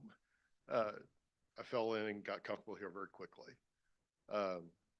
And like my family has always done, and got involved with the city and got in and volunteered and had some fun and meet some people. But I just wanted to get too far off the subject, but I wanted to point out that things on the south side are changing a bit. And there's a growth opportunity over there. I'm asking you to pay attention to the changes that are going on over there. Don't make assumptions about the demographic that's been there forever. You've got new people coming in, middle-class families, people with children, and people like me who've gotten their children out of the nest and are happy for it. But we have different needs than what's classically been there for decades past. There's some things that I've noticed in the short time I've been here Drainage in certain places is a bit of an issue. Not so much at my particular property, but I've noticed it. You know, you drive around and you drive through 6, 8 inches of water trying to get over to the track crossing, and it kind of gets your attention. The ramp coming, the grade coming off of 95 onto MLK is almost dangerously bumpy and steep. The wheel on my pickup truck comes off the ground every time I turn there. From a full stop, just turning on the road, the back wheel just comes off the ground and slips. It does to everybody who has a longer bed vehicle. Then that's a simple fix. That just needs you just need some asphalt thrown down there and make it a little less steep. And it's just been not worked on for so long. It's very bumpy, chunks have broken off. So my parents complained. My dad didn't want me to take them that route anymore going home because it was so bumpy. It jostled him against the door so hard. It scared him. Okay, well, we'll So, have to look into you know that. what I mean? Would love to And fix I've- it, but that's a text dot piece of property. We can't I touch was it. wondering if it might, where the line was, whether it's an MLK thing or a 95 Well, that's thing. part of the widening that we're hopefully that will let this August and we can get construction started on this project that's been trying to get Yeah. kicked off for 14 years. Yeah. Yeah. But there is The something in the sidewalks making. are an issue, of course. We'd Yes. like more. I mean, I've lived in the suburbs, so where there's a sidewalk everywhere. That's a little overkill. I'm not looking for that, but some of the main roads. We've all seen those yards, the nice park or whatever, and you've got that trail through it, that ugly dirt trail, which is where everybody goes. That's MLK to 4th to the high school. If you go look around the area, the roads over there, and kind of typical country roads, but that path gets so much traffic that it's just a pockmark of filled potholes and broken asphalt. You could tell that is the path everybody takes, and a little attention to it. But these new people coming in town are looking for country living, but not rough living. So if you want that area to grow well, then it needs a little attention. And pay attention into those new people. Don't rely on all your old volunteers. You got new volunteers that have moved into town and you need to grab them before they find something else to do. Any questions? To public speaking. Monica Good, very Foss. good. Thank you. Do we have anybody else signed up? Monica Foss. Monica, where's Monica? There she is. Come on down, girl. Hello again. I'm still Monica and I still live on Hudgens. Councilperson Bruno, you know I adore you, but I'm going to disagree with you on something. In the last agenda item, I think there was some confusion about whether it was the do something geographically task force related on the south side or something else. And you said, no, I don't think we need anything, geographically focused. And I wholeheartedly disagree. So when I was running for council last year, I lost, in case you didn't know, but when I was running for council last year, I visited with a lot of people on the south side, and I heard from almost every person of color that I sat with, why do I care who gets elected to council? It never makes a difference in my life. They're distrustful, and this is a generalization, all right? I acknowledge that. Distrustful, disenfranchised, really don't believe they have a voice, have been made promises every time there's an election. Every time there's an election, there's a whole bunch of wannabe council people traipsing through the south side, having coffees and making friends. And then for the most part, they're abandoned afterwards. At least that's what was told to me. So as far as an outreach program goes, I think you need to be the outreach program. And I would encourage each and every one of you to at least monthly pick someone new and go have coffee in someone's kitchen on the south side. Invite them to invite their neighbors. Do it every single month and listen to what people need. This town is almost 25%, roughly 25% non-white. Disproportionately, our people of color live on the south side. Disproportionately, low-income families live on the south side. Those are historically the most underserved populations in any town. So go sit down and talk to them and find out what they need and then keep going back until you get them what they need.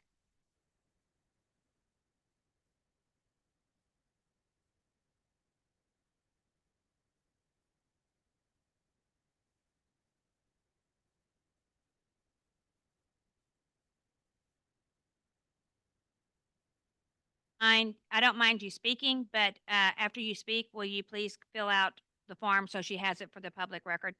You're welcome to come down, sir. Just state your name and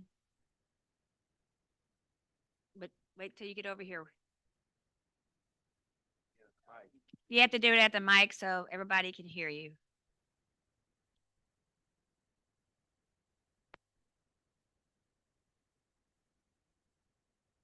You s- and you guys state your name again.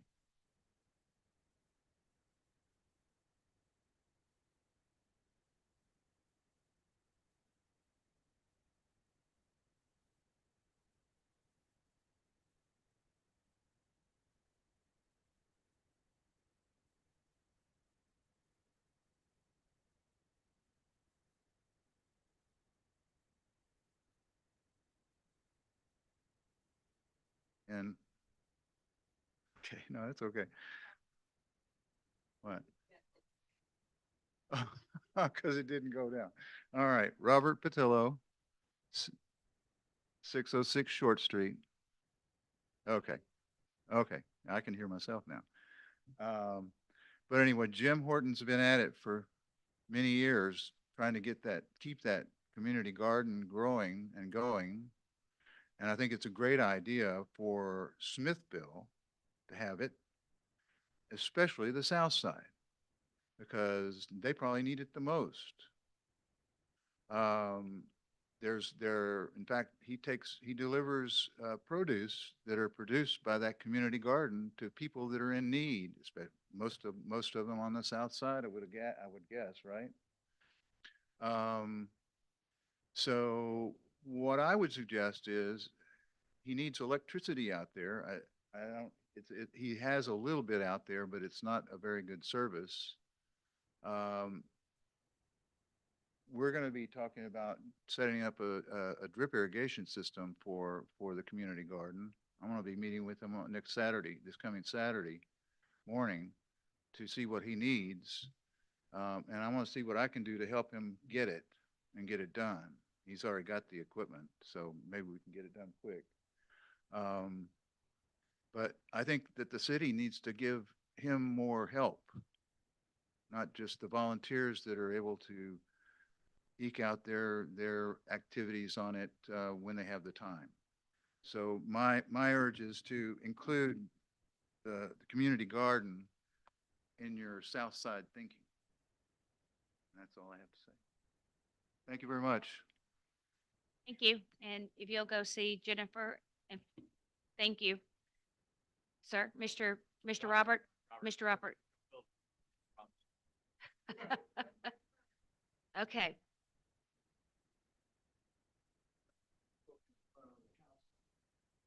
Well, you did great. We welcome you back next month. Okay, where are we as far as discussion and possible action regarding the status of creation of a code of, no, I'm on the wrong one. Discussion and possible action for creation of neighborhood outreach program beginning with the South Side. Mitchell Jameson. So we heard from the public. We heard from you. Anybody else have anything to add? Now, Jill, could you come up a minute? I need to ask some questions of you. I know that the sidewalks going across the railroad tracks, there's been opposition from the railroad, and is there not something from TxDOT that we have to get before we can get sidewalks going across there? Yeah, I wouldn't call it opposition from, Not opposition, but it's just bureaucracy. It's just paperwork and trying to get everything in together. It's right now where that particular, so what you're talking about is Safe Routes to School, which is going to link the Right. elementary school across. The intention had been originally to go from the elementary school 8th to Marburger, which turns into Miller, come up on MLK, and then hook into Eagleston, which is where the 4th Street sidewalks are that go up all the way to 95, going past And then also the other sidewalks are the Washington Street that go out to high school and junior high. And the intention also was to link down MLK to get into Bunnytown. And so right now where we stand is initially we had to modify that project because we were going to avoid the railroad tracks and they wouldn't let us. So we had to take some, because it was safe routes to school, we had to hook into the school side. So we had to take out some of those sidewalks. I'm sorry, I'm kind of going long on it, but take out some of those sidewalks that were going to hook into the existing sidewalks so that we could put into the railroad. Now the railroad just takes a long time, would you say, to be able to get it through the railroad process? A long time? A long time. And that was one of the reasons we wanted to not have to do the railroad for that project because, but TxDOT is allowing us to keep that project, even though generally speaking, there's a certain time limit on these funds. They are extending that as long as we need to for the railroad to come through and get their, give us their okay on it. Yeah, and so now we did, since we had to remove those sidewalks from MLK, from down at Hardman going up to Eagleston and then over to the 4th Street.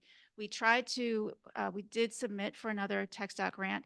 We were not approved for that grant, but I talked to the people, to TxDOT, they told me some of the things that, first of all, there were, I think, 80 something, 85 or so projects that were submitted and they only funded 35. So we just didn't make the cut on that. But he told me some of the things that we can do to improve that project so that the next time around we can go ahead and improve that. And then we have also every 2 years or so, we try to have a committee that meets or people coming in to volunteer to talk about where the priorities are for sidewalks. And so on that list, I can share with you that the last meeting that we had, we've been talking about trying to put one in together in connection with the comp plan as well. So we'll start to set priorities again. And MLK has been among those, you know, it's always been in the top 10 and it just has been sort of, we're trying to make that connection first. The intention was to make that connection so that it was a circular path before, and then MLK was going to be after that. But that's another option as well, is to get MLK onto the list. Thank you. I just wanted to get that out there. I wanted to make sure the public heard that it's been worked on and we are trying to move forward with that Yes, sir. project. Yes, thank you. Thank you very much. Sure, thank you.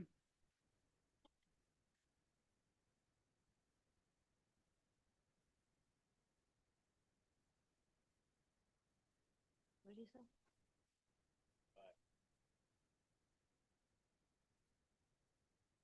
You have to fill a form out after you talk, Mr. Horton. Okay. Come on. Jim Horton, 111 4th Avenue, Smithville. There's absolutely nothing more that the city could do for the Smithville Community Gardens than they've already done. Except Mitch Jameson's task force that puts together 5 people who will come every Tuesday at 4 and every Saturday at 9 and do what needs to be done. There are going to be 30 or 40 flats of plants coming in. The last time they came in, I planted. And the time before that, I planted. And I put it out on Facebook and I put it out on every restaurant that I went to. I talked to everybody I could think of and I got nothing. So at 74, I'm begging now. It was easier 3 or 4 years ago. This year, it's taken its toll. So the city couldn't do more. They give me a building. They have made a maker space for this town that will rival anything they got in Austin. We can do whatever you want to do. We can build it. We can make it. I bet you we could get a 3D machine if we had to. Not from the city, but from the people who have given the things that we use now. The yarn, the material, the glue, all the stuff. Have you reached out to Keep Smithville Beautiful, the volunteer I organization? have reached out to everybody I know. There is not a person in this town that I haven't griped to.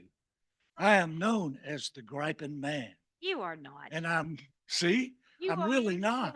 You No, are I've been a- over to the gardens. I understand I'm what really you're not. talking about and what you're doing. But if I had to, I could gripe all day long. Okay. 4 You're not a o'clock on griper. Tuesday, 9 o'clock on Saturday. Ooh, that's You want to early. be cool? Come to the garden. Thank you. Okay. What day are you getting your plats? What So day are we you- can, What day are you getting your plants? Okay, well, Judy, will you keep us informed, please? Okay.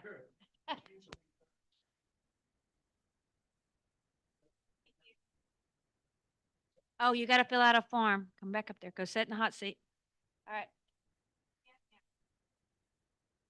Same item, discussion and possible action for creation of a neighborhood outreach program beginning on the south side.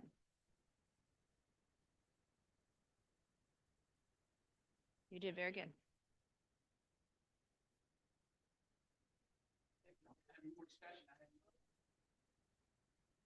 I just wanted to say, as far as an outreach program on the south side, I mentioned it a few minutes ago, is on the 27th of February, we'll start a lifelong learning program for the folks that are really struggling right now with their utility bills.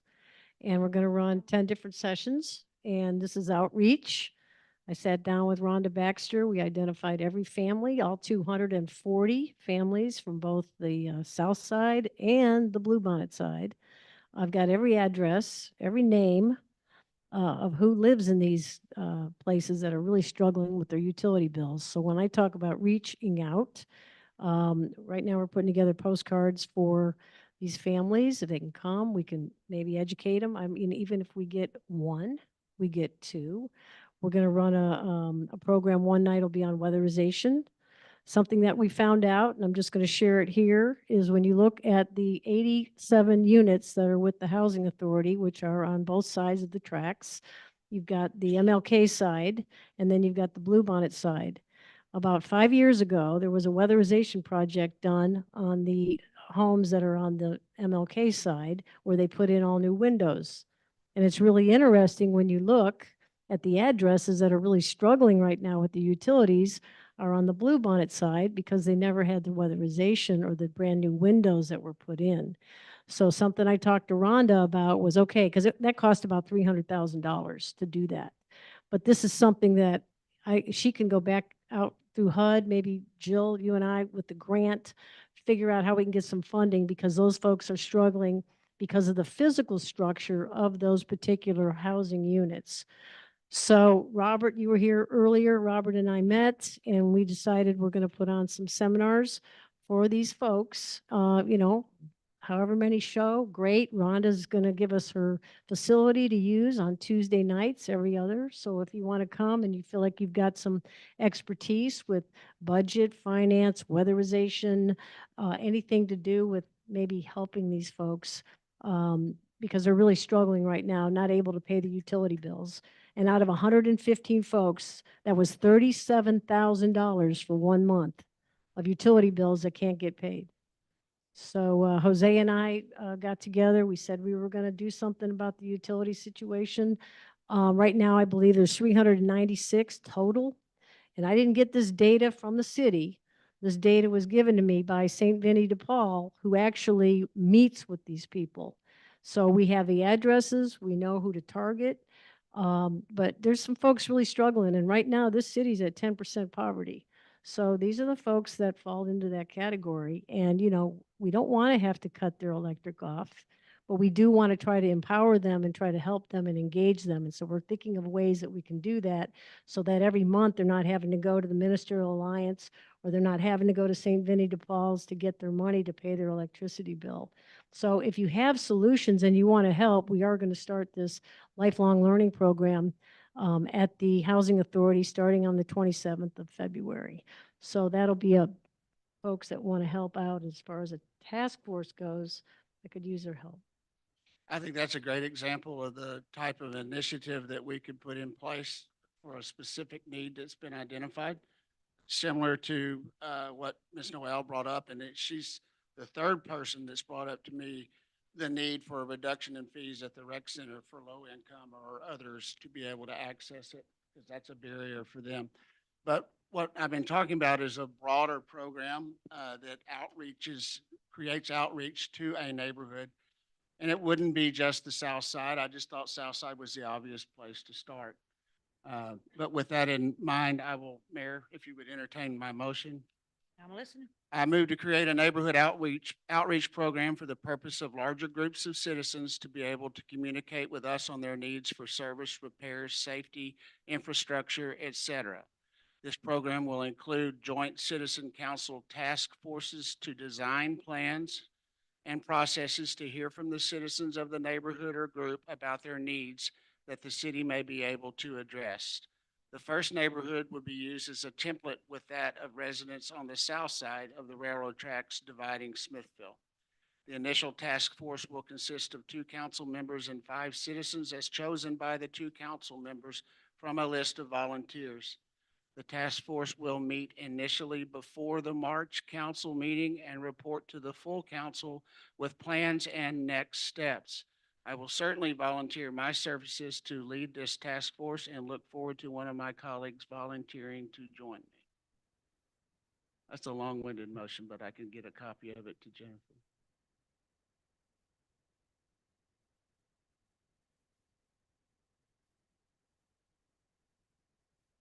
Okay, well, no seconds, so the motion, whoa, okay, are you going to?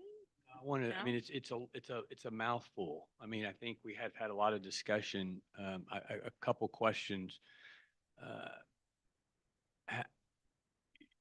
lot of times the purpose of task force and committees, we accomplished what normally happens in task force committee. Pam did it in 5 minutes.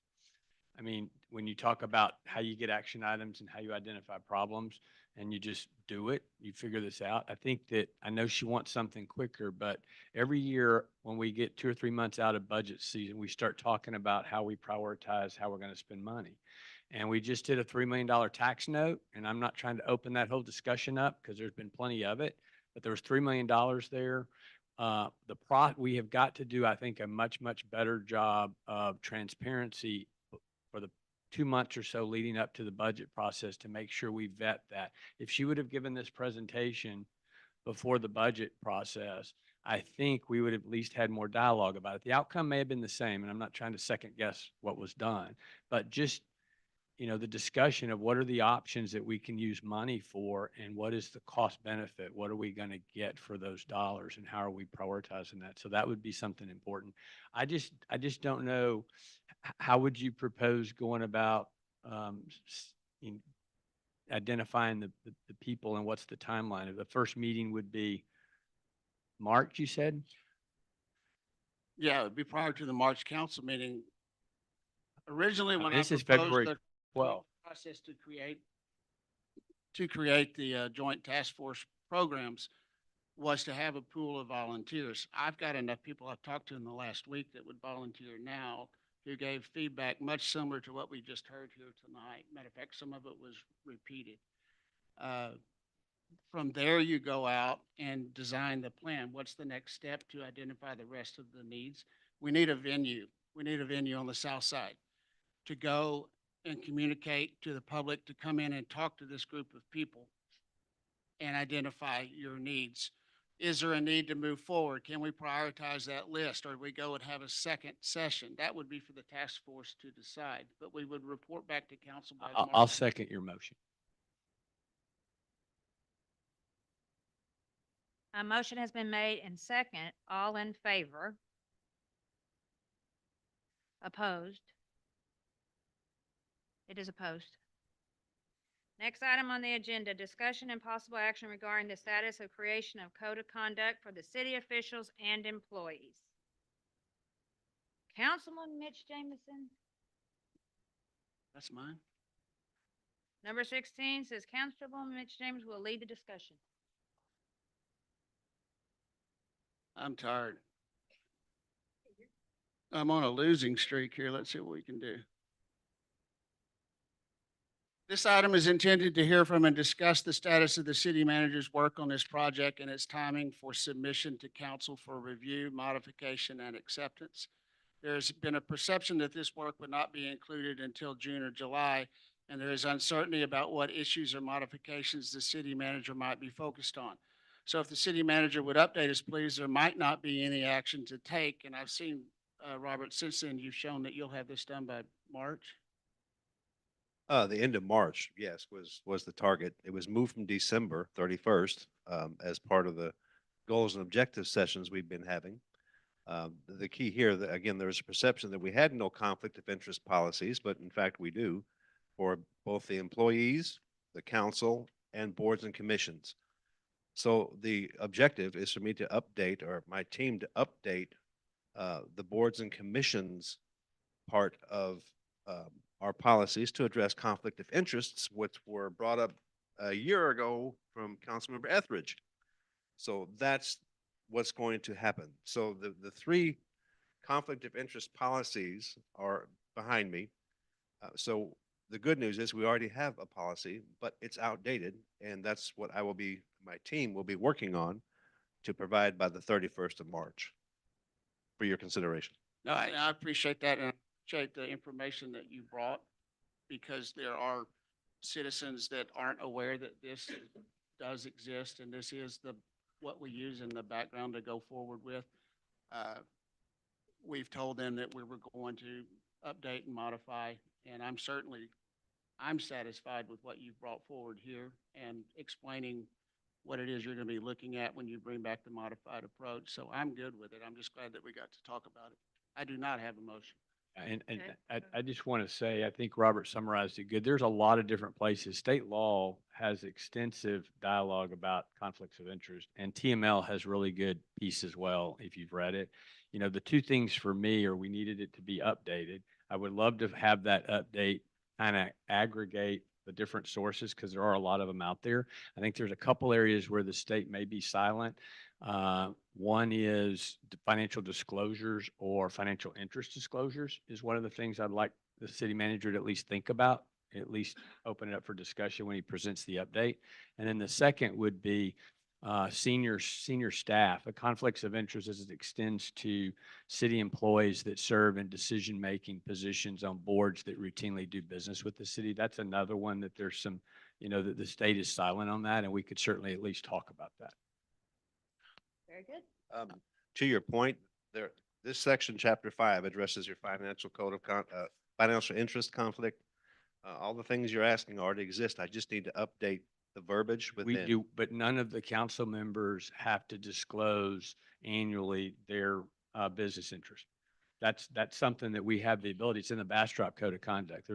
My point is there's a lot of things that are covered by state and TML, but some of them are not. They may not be appropriate. We may decide not to do it. And I'm not talking about financial statements. I'm talking about financial interest. If you own 5% or 10% or more of a business interest, just fill it out on a form to where it's public information so people know what your interests are. So it's not just about trusting whether someone will have a conflict. That was my point. Can I ask you, since you have a lot of expertise in this area, would you mind redlining this document to see what you'd like to change?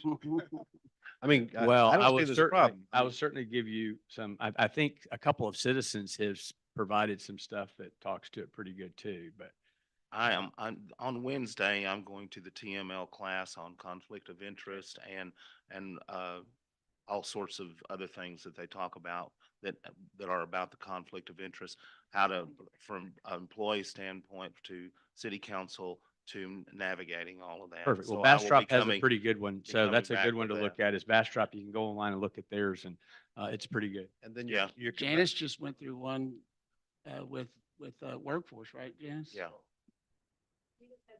One just for the big grant that we got. So I just don't feel a need to reinvent the wheel. If there's a true issue that you want me to resolve, I'll go back and take a look at that, to Update it. Okay. by the way, one thing I want to let you know is the boards and commissions and the task forces and everything that whom we appoint. There's also going to be a section on them to identify that there's no conflict interest of them serving on the particular board. That's the citizens. So that's an update to what we did last year. Okay. Question answered, Councilman Jameson? Yes, Good? I have no action required unless someone else wanted to do something. there. No. Discussion action. Are you good with number 16? No action. Discussion action on the reappointment, you have new glasses. Reappointment of members to the Smithfield Library Board. Thank you. I will make this quick. It's been a long evening. But our Library Advisory Board is a 9-member board. So every year, 1/3 of the members are up for reappointment or appointment if they vacate the position. The Library Advisory Board is also an active board. When I need help with something, they actively help. They don't just advise. So, but they are not a governing board. The city council holds that position, or the city manager. So, it is the 3 positions that are coming open. All 3 of them would like to be reappointed. It's Will Holcomb, Diana Villalobos, and Elena Schroeder. Yes. Mayor, I move that we approve the reappointment of Elena Schroeder, Diana Villalobos, and Will to the library board. Motion been made and second. All in favor? Passed. Thank you. Discussion action on allocating funds for the July 4th, 2024 fireworks display. All right, Take council it away. and mayor and remaining citizens and those online, why is this coming up now? Well, background is we did not budget for this in the FY24 fiscal budget.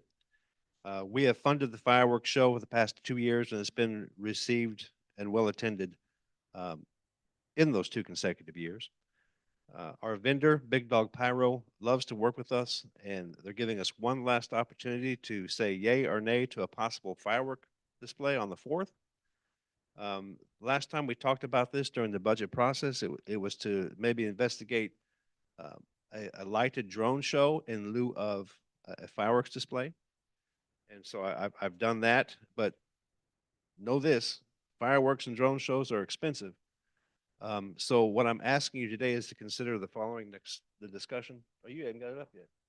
Oh, you do. I'm sorry. Oh, well, let me back up a minute. So, Everybody watched the drone show. We don't need to go. okay, so we have identified funding. Originally, the 2 years that we paid consecutively were from the ARPA funding, the tourism category. Due to cost savings, we have additional ARPA funding available in the tourism category that could be used to sponsor some of the cost of the fireworks. But there are things we need to talk about. If you want a fireworks display and or a drone show, you have to decide which one you want, because you can't afford both. What day do you want it on, if you do, and where do you want it? We found out that through my research that you cannot fly drones over people. They weigh 3.5 pounds. They can fly 400 feet in the air. If that hits you in the head, it's not going to feel good. Okay. The positive impact of drones is you don't have the risk of fire. They don't mess with dogs, and any combat veteran that has PTSD. So there's pros and cons to both. But again, we're talking about cost. My recommendation, if you do want to choose to select the drone show or a fireworks display, is that we fund half of it and get privatized donations to fund the rest like we did last year. So that's what we're asking. I did find out the chamber was willing to help market and support the event like they did last year. But as you know, through discussions of holding these events, that there was a disconnect between what happens downtown and what happens at Riverbend Park. That's another consideration that you have to think about. So that's where we are. Do you have questions? The existing funding source is coming from where? ARPA round 2 tourism and other savings that we were able to achieve, like either something wasn't as expensive as we actually thought, or we didn't spend the monies allocated to that line item. Could that only be spent on tourism? No, the ARPA funding you can move around in different buckets. Could it buy street lights for the south side? It could not. Robert, were you able to find out whether hot tax can be used for it? Hot tax cannot be used because it's not an event that brings people overnight. Okay. It's a one day. So last year, the total cost was somewhere around 35, and there was about 12.5 in private funds raised. Is that right? It's 25,000 the last year, 35,000 the prior year, because we spent a lot on marketing. Okay, so 25 last year. So half of it was the private funds that were raised. Yes, and again, it depends on what date you pick is Right. going to drive the cost. Yeah, right. And But that's another consideration that we have to discuss. Erica and Willie, are you up for the challenge for our 4th of July extravaganza event?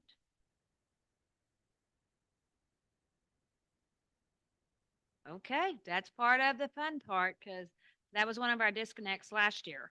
And so, with the parade, the VFW, all the things that go into the July 4th day, the parade, there was a lot of miscommunication last year. So I, but you want to come, Miss Erica, why don't you come up to the microphone here? I know you're new. You did a great job on the banquet. Introduce yourself and, that's part of my, yes, it's a lot of money. Yes, my name is Erica O'Neill. I'm the new president for the Smithville Chamber of Commerce.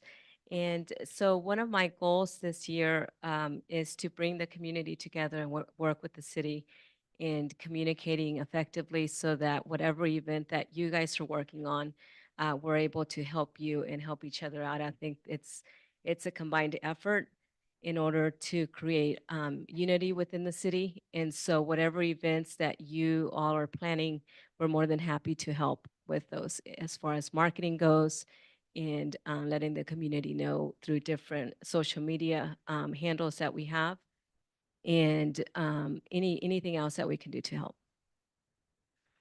Counselor, thank you. I appreciate it. I do want to. you.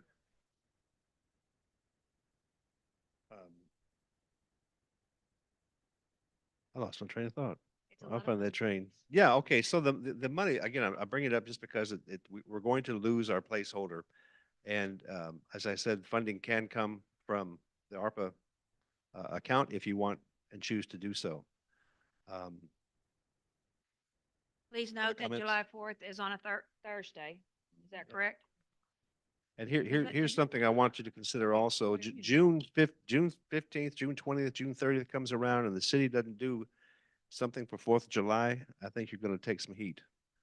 You think? So So with it being on a Thursday, is the city closed on Friday? I think I asked you that it earlier, is closed on Thursday, the 4th. but you gotta come to work on Friday the 5th. So, Well, it's cheaper to do it on the 6th, which is the Saturday, which either one you pick. But I understand there are a lot of people, if you that don't do it on really the want to 4th, do it on, it becomes really a come up to the microphone. deal. Mhm. People like stuff on the 4th of July. The VFW has a great program. The rec center had did a 5K years ago, and so it kind of all flowed. Okay, Willie, state your name and It's got to be red. Is it on? So it's green now. It's green. It's Got the not. green light. Get in there. Okay, Willie Culberson, native citizen of Smithville, back retired veteran, United States Army. So yes, we got a lot of feedback when they celebrate the 4th of July on any day other than the 4th of July. So Thursday is the 4th of July. And overall expression from the citizens of Smithville and Bastrop counties, we should have the 4th of July celebration on the 4th of July. And I know it's costs more, but having it on Saturday, the 6th, is not going to satisfy the citizens. Having said that, I have 20 to 25,000 that I could spend, but it's $45,000 bill, 35,000 for the drones. So I tend to agree with you. There was a disconnect last year because the show was not on the 4th, and so that's a good point. Thank you, Wood. Okay. the 4th, one of the things that we did a little debrief after the event last year, and that was certainly one of the things that came up. The other was the disconnect that the mayor talked about the timing of the parade and when it was taking place. I know that different people take ownerships of different parts of the 4th of July celebration. It would be really helpful, particularly if the city's going to invest heavily, that we could convince people to coordinate through a single group to where it's better coordinated, where all the events, whether it's the parade or the pancake breakfast or whatever we do, that it's coordinated better. Well, I don't know, whatever we have, we've done different things in the past, and we do something in the morning, we do a parade, and then we do the fireworks show. If we could I'm coordinate it gonna better. coordinate doing the parade in the morning. Yeah. In the afternoon, it was extremely hot. I was also on the parade committee, lining people up for the parade. It was almost unbearable. Yes. So I agree with that. we should plan on a parade in the morning. Yeah. So at the end of the day, Erica, are you up for the challenge to do a July 4th event? Okay, Willie, we already heard yours, so So it's 45 and we got 25 ARPA and we got to raise 20, Robert? It's, well, it depends on what you want. You want a Jones show, a Jones one's show, fireworks. a Jerome show or a pyrotechnic display. If you want a drone show on the 4th, it's 35,000. To me, the drone benefit was if we could do it over Main Street downtown personally, and we can't. So I'd probably be the bang. I want the big bang. I mean, I think that's what Uh-oh. I'd do. But The drone show is 35K, right? Yes, sir. But we That's want the 100 drones. fireworks. Yeah. No, you haven't convinced me that this drone show is gonna be equal to fireworks. I mean, I could be proven wrong, but to me. I fireworks just are had the to way go. provide the data. I don't give you a preference. Have you, Tastes great, less filling. yeah. Jones. Really? Can we have a demonstration of it, like have anyone seen one? Yeah, I saw the drone show when I went to the TML Expo. We were out one evening and over because they were doing something down at the park. They had the drone show. It was really, really nice. They're real nice. There's no noise with it. If you want the noise, you're gonna have to go fireworks. But you have to contend with the dogs, people that have PTSD, and those type things. The dog just get into bed with calling on it. That's it, that's the solution. Mayor, can I ask you a Thank you. question? I'm ready. If I recall a couple of years ago, when this first came up, you were opposed to it, but you come full circle on this? Go ahead, Bill. I got plenty of those now. Well, we had other fireworks show going on at the same time. And I think that's, Rose Yankee now no longer has a fireworks show. And then we need to coordinate with Bastrop what day they're having. Like, we just need to be on, if we're gonna do it July 4th, we need to dedicate it that we are doing it July 4th if somebody doesn't take our date. And it is a lot of money, so we need to get information out there if we're gonna spend this kind of money. That's coming back. You have to come to the Come on. mic because the people online can't hear you. Sorry.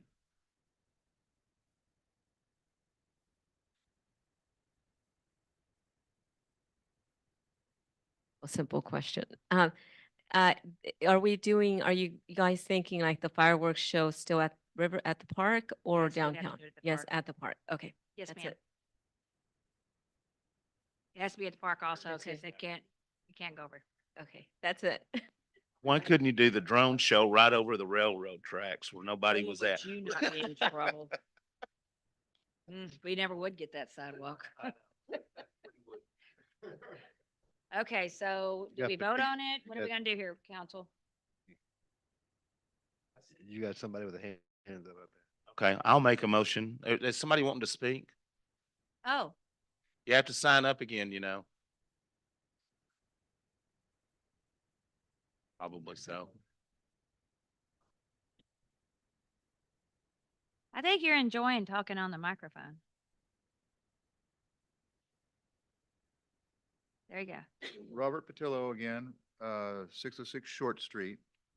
And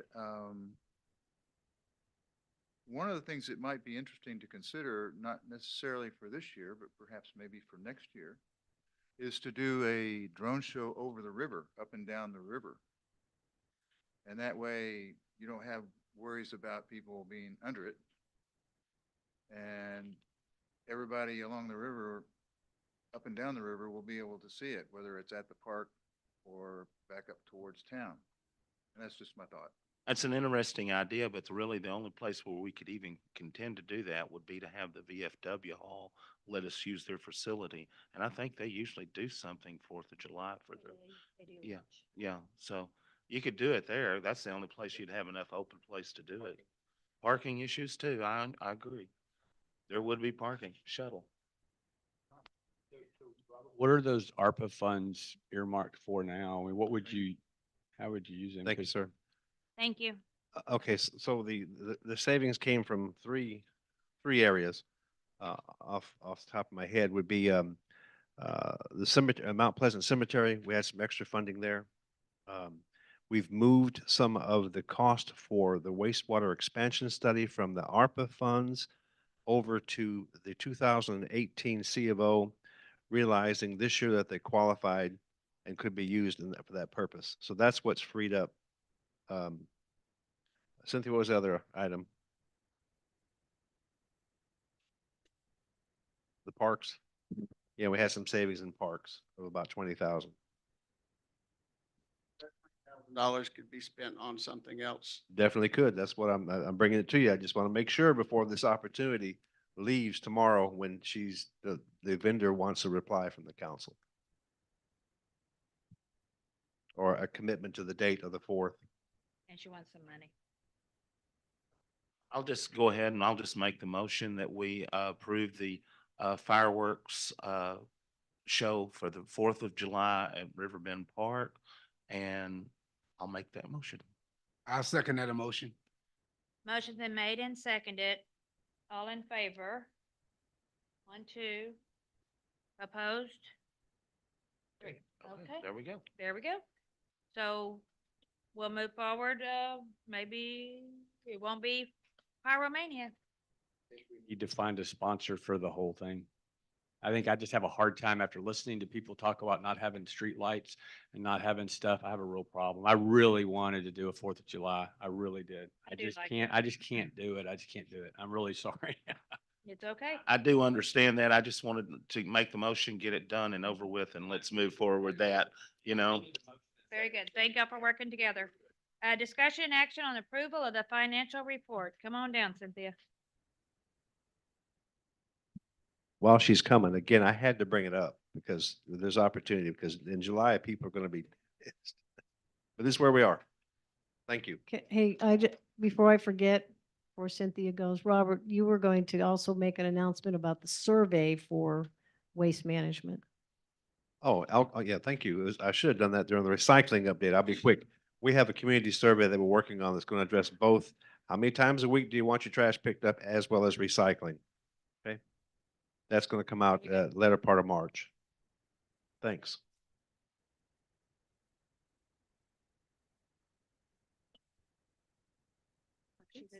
Now she's cold. No, the hot one is cold.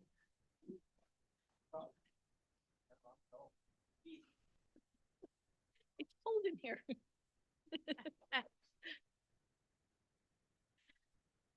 All right, Cynthia, take it away. I'm Go. good to go? Okay.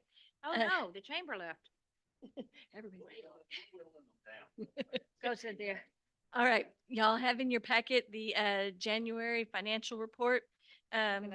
You can see overall that revenues are at 6.3 of the $15 million budget, 40%. Revenues are a little bit higher at this time of the year, but that's again due to all the property tax revenue that we collected this month. So it definitely makes the general fund look good. If you look at the fund balance, general fund looks really good.